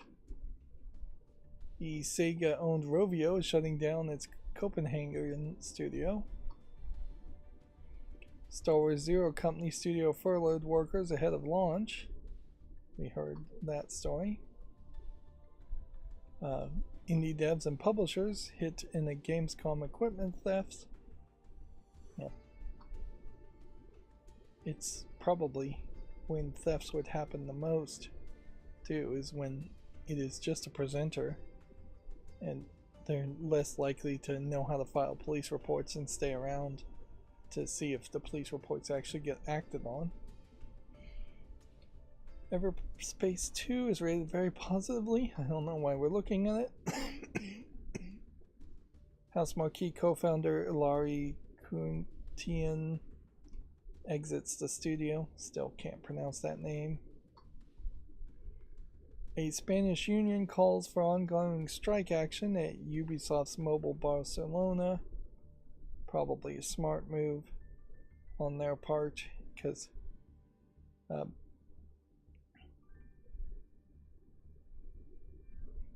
because that would be the only way for them to potentially save their jobs. Because I imagine Ubisoft is pulling up anchor and is going to shut down any non-French offices as quickly as it can. The strike was communicated to the company in early August, however the worker representatives are still awaiting a response. So Ubisoft doesn't seem to really care too much either. Don't know why we're looking at Space Marine 2 again, or Divinium again. Let's see. CD Projekt Red has The Witcher 4 running on all target platforms after the Cyberpunk 2077 lesson. I guess the lesson here is to actually test it on all target platforms, which mostly is just going to be some small variations of computer builds and consoles. Saber executive, the game industry must look beyond North America and dilute risk. Yeah, I wouldn't be surprised if we do just see more and more pulling out of North America, or specifically the United States, which probably overall would be a good plan. Just more diversity in location, at least, from different game developers. The video game industry was, and still is, too weirdly centered around either Redmond, Washington, or New York City, or Hollywood, and very little in New York City even. Yeah. That doesn't lead to a diversity of life experience or a diversity of ideas, which is what probably led to a lot of very generic first-person shooter games.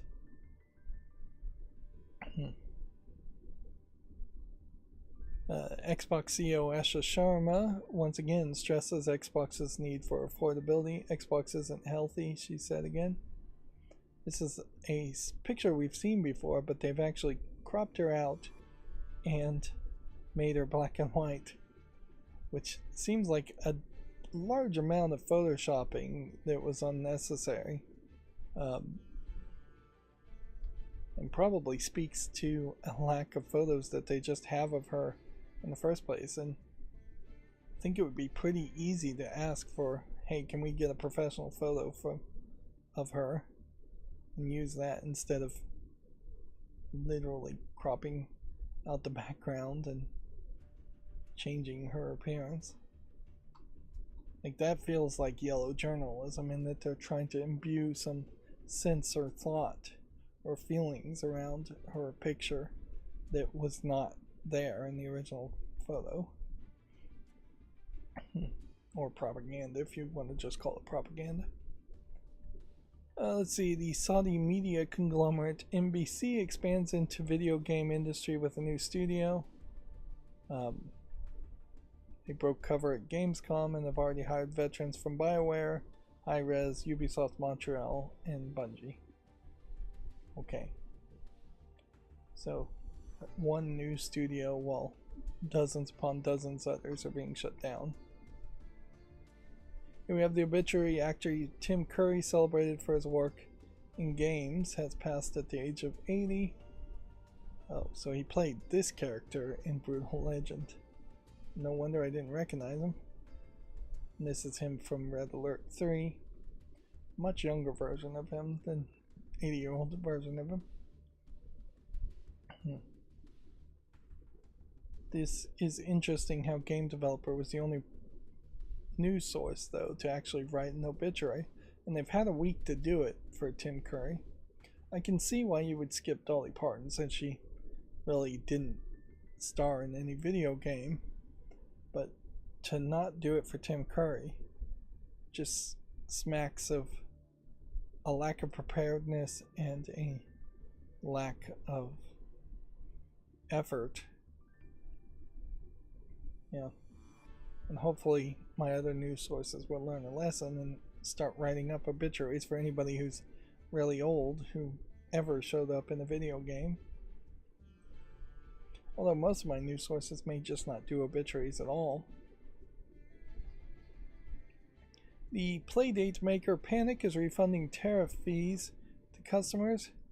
It's just not our money to keep, and it felt really good to give it back, he says. Also, pretty obvious that the companies that aren't refunding the tariff fees are very much getting racked over the coals in the court of public opinion. Again, we're looking at cassette beasts. Yeah. Rockstar Games is heartbroken by GTA 6 leaks. That this was their message in response to the leaks, which really said nothing, as far as I could tell. CD Projekt Red is going to distribute The Witcher 3 Wild Hunt on Blizzard's Battle.net. This was an interesting story. I don't know if there's any more details to it. It is weird, though, to see them showing up on Battle.net as, I think, the first ever third-party game to be on Battle.net. Here's that life sim game, Thrive. The Creative UK launches Barclays-sponsored growth program for screen businesses. I have no idea what that even means. I'd assume it is Creative UK has a program to give money to companies that make screen software. Ubisoft debuts a player council platform to expand early game development feedback. Player council members will be invited to test early concepts, prototypes, and live experiences.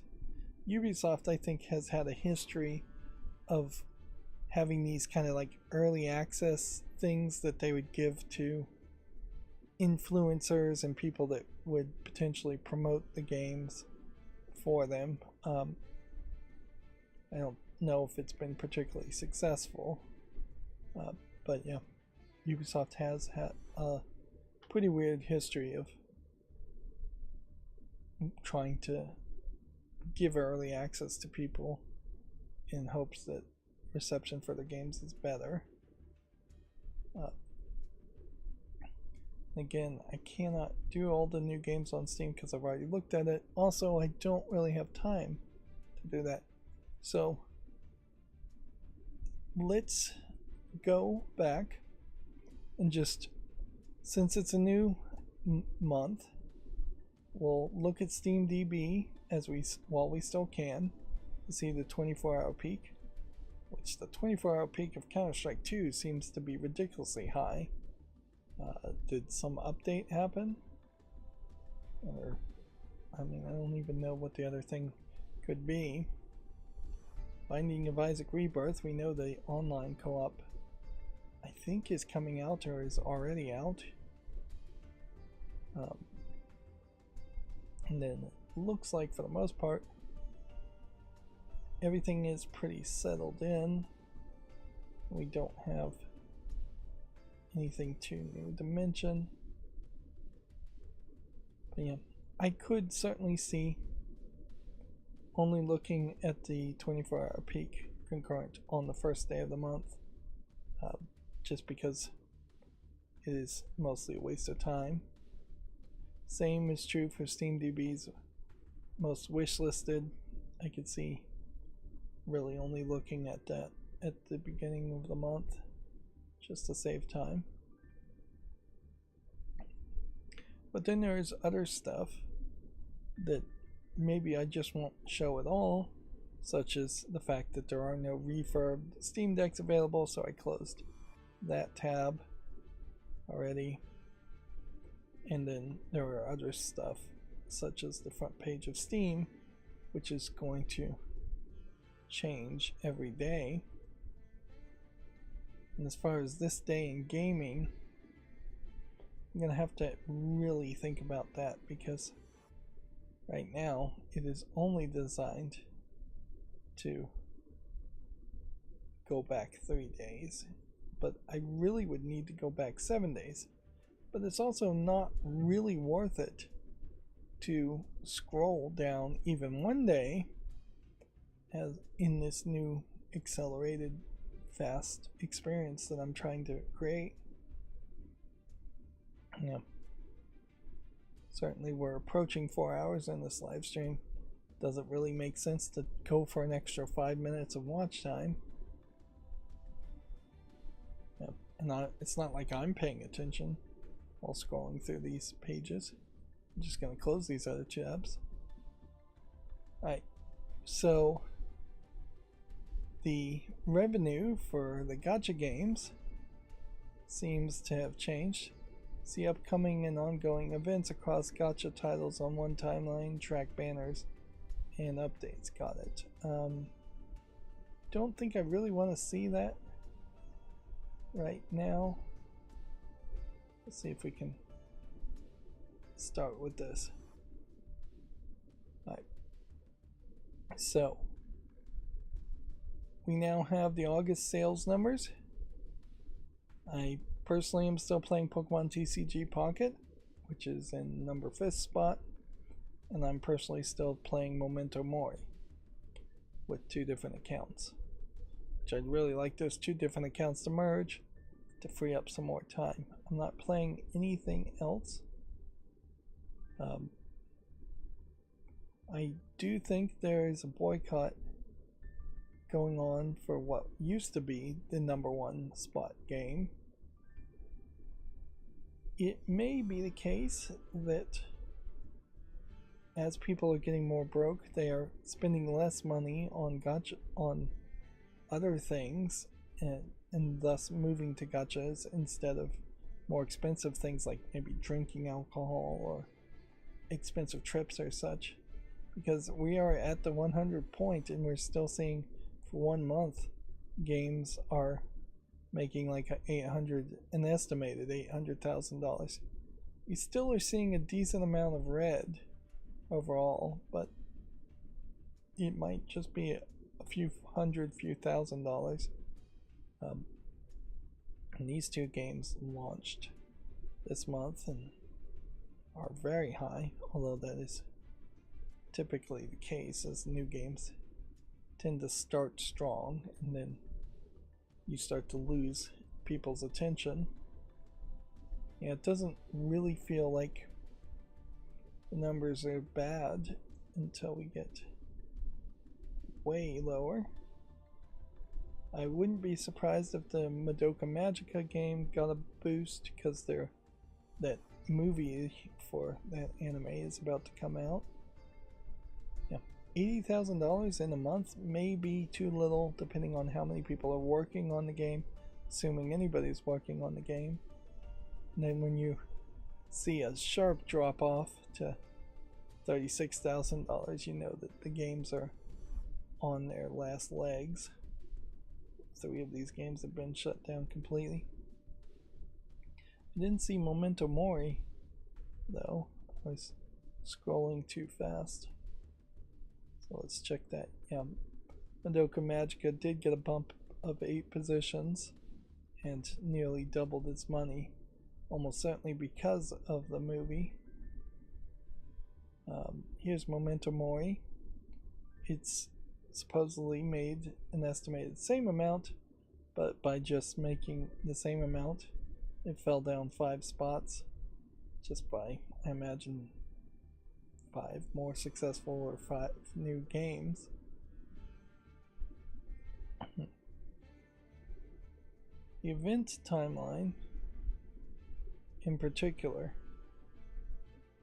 seems way too small for my eyes, and may not be that helpful. So I just zoom that in. Alright, I'm going to zoom this in to a point where I can read it, and then we'll just have it cut off. There's seemingly quite a few events for Neverness to Everness, but that is going to be pretty much the case for all gacha games. I don't know if that's going to really help you that much. Arknights really only has 2 events going on. This feels like this would only really help you if you were playing 3 or 4 games at once. Yeah. Let's see. Yeah, I guess you probably would have to request a game. Because, yeah, right now, Memento Mori is not on this list. And Pokemon TCG Pocket is not on this list.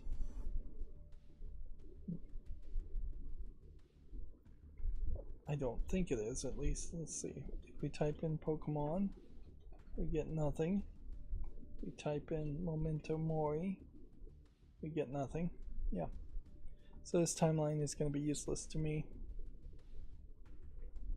And I guess I'm going to just say check out this hardware info if you're interested. Because I'm not interested in talking about it. I'm still playing the Artisan of Glimeth. It is taking way too long, and frankly I hate almost all of the puzzles, all 1,000 of them it seems like during this game. It really failed to set a foundation to teach me how to solve the puzzles, so I'm really just using a hint system over and over again to solve most of the puzzles, and I very much don't feel satisfied. Frankly, I'm on the verge of rage quitting. If it wasn't a puzzle game, I probably would have rage quit already. So we have a PvE survival crafting fest. Interesting, it says pause. This is actually a video.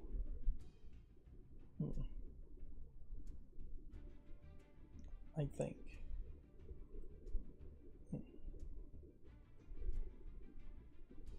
And then we'll just quickly look at the front page. I saw something that implied to me that Hatsune Miku, who is not this character, may be 30 years old at this point.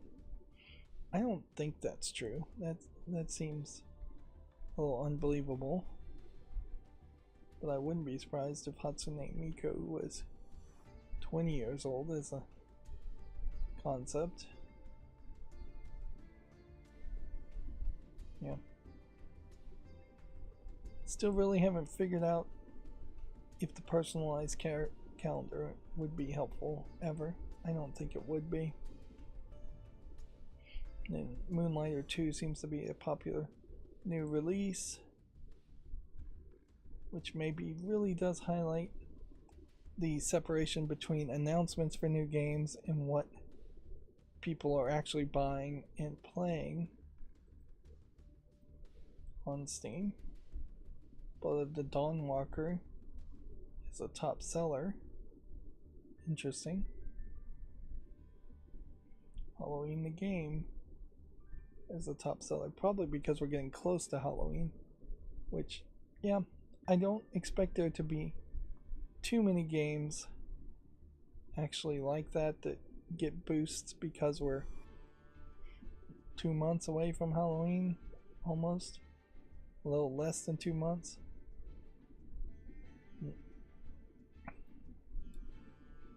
Yeah.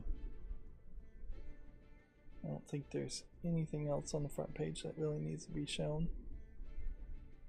Scarlet Skips apparently is an adult game.